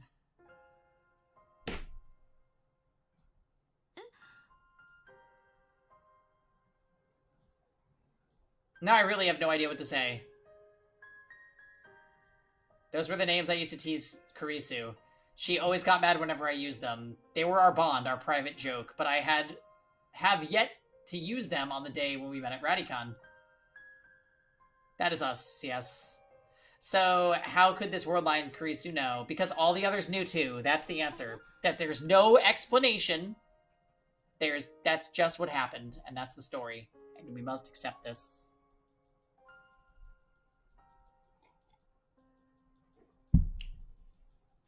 The memories we had of each other. ようこそ Welcome back, my assistant, Makise Kurisu. No, Christina. I reach into my pocket and I take out my last pin. Nobody knows what the future holds. And that is why, just as this reunion demonstrates, the possibilities are endless. I place the pin in Kurisu's hand. I gently close her hand in mine, and holding back the tears, I tell her, this is the choice of Steins Gate. ゲートの選択だよ Steins Gate. Alright, it's over.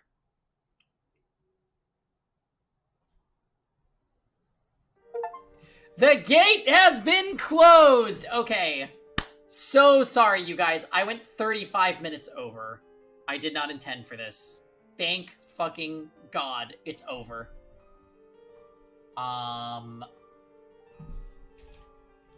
Saturday nights. Pain Rompa.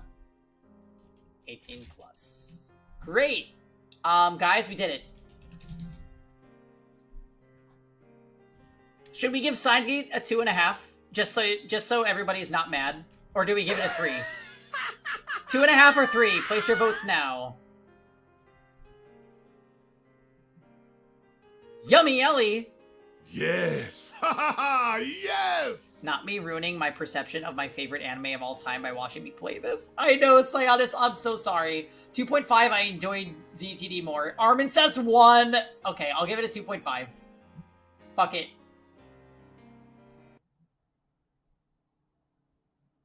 It's okay, Sionis. You were young.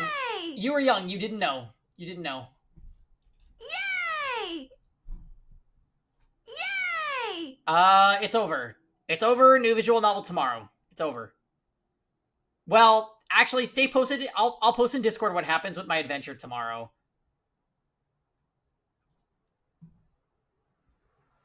Give it a place in the garbage? Yeah.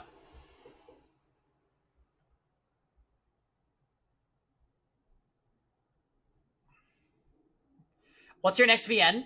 Sentia, I'm not positive. I might be starting a game called Inescapable tomorrow. I'm gonna have to rewatch the anime now. I don't doubt that the anime's better. I think the visual novel goes places it doesn't need to, and it lingers on them for a long time.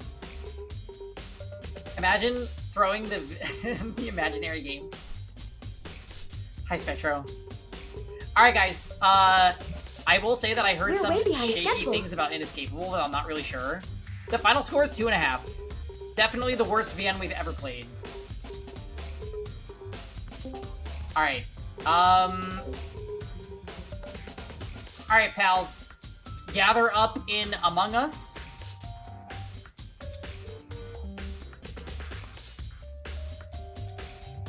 .5 out of 10.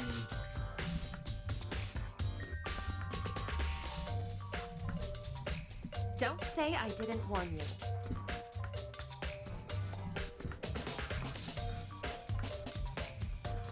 Yeah, you're right, Spectro, you're right.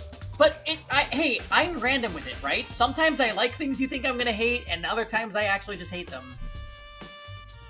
I'm gonna dream about Steins Gate. No Among Us tonight for you, Sionis? Well, if you change your mind, let me know.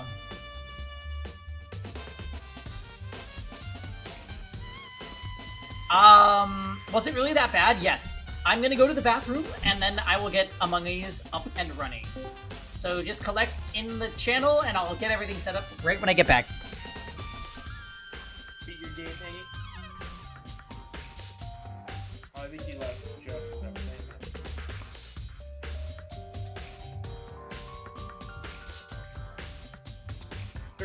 thing. What?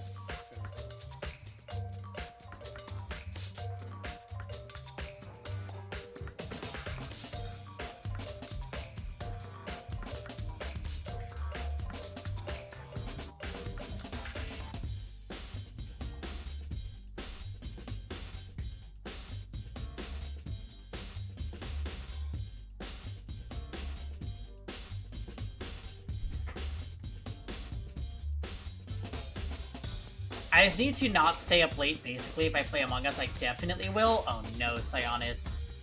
There was a lot of meandering, a lot of pointless fan service, and a lot of parts that have not aged well at all and were pretty awful. It had a lot of gross, pervy stuff that can haunt people for the rest of their life. It also had no understanding of narrative pacing. And it also set up rules and then just broke them blatantly and didn't really care to explain why.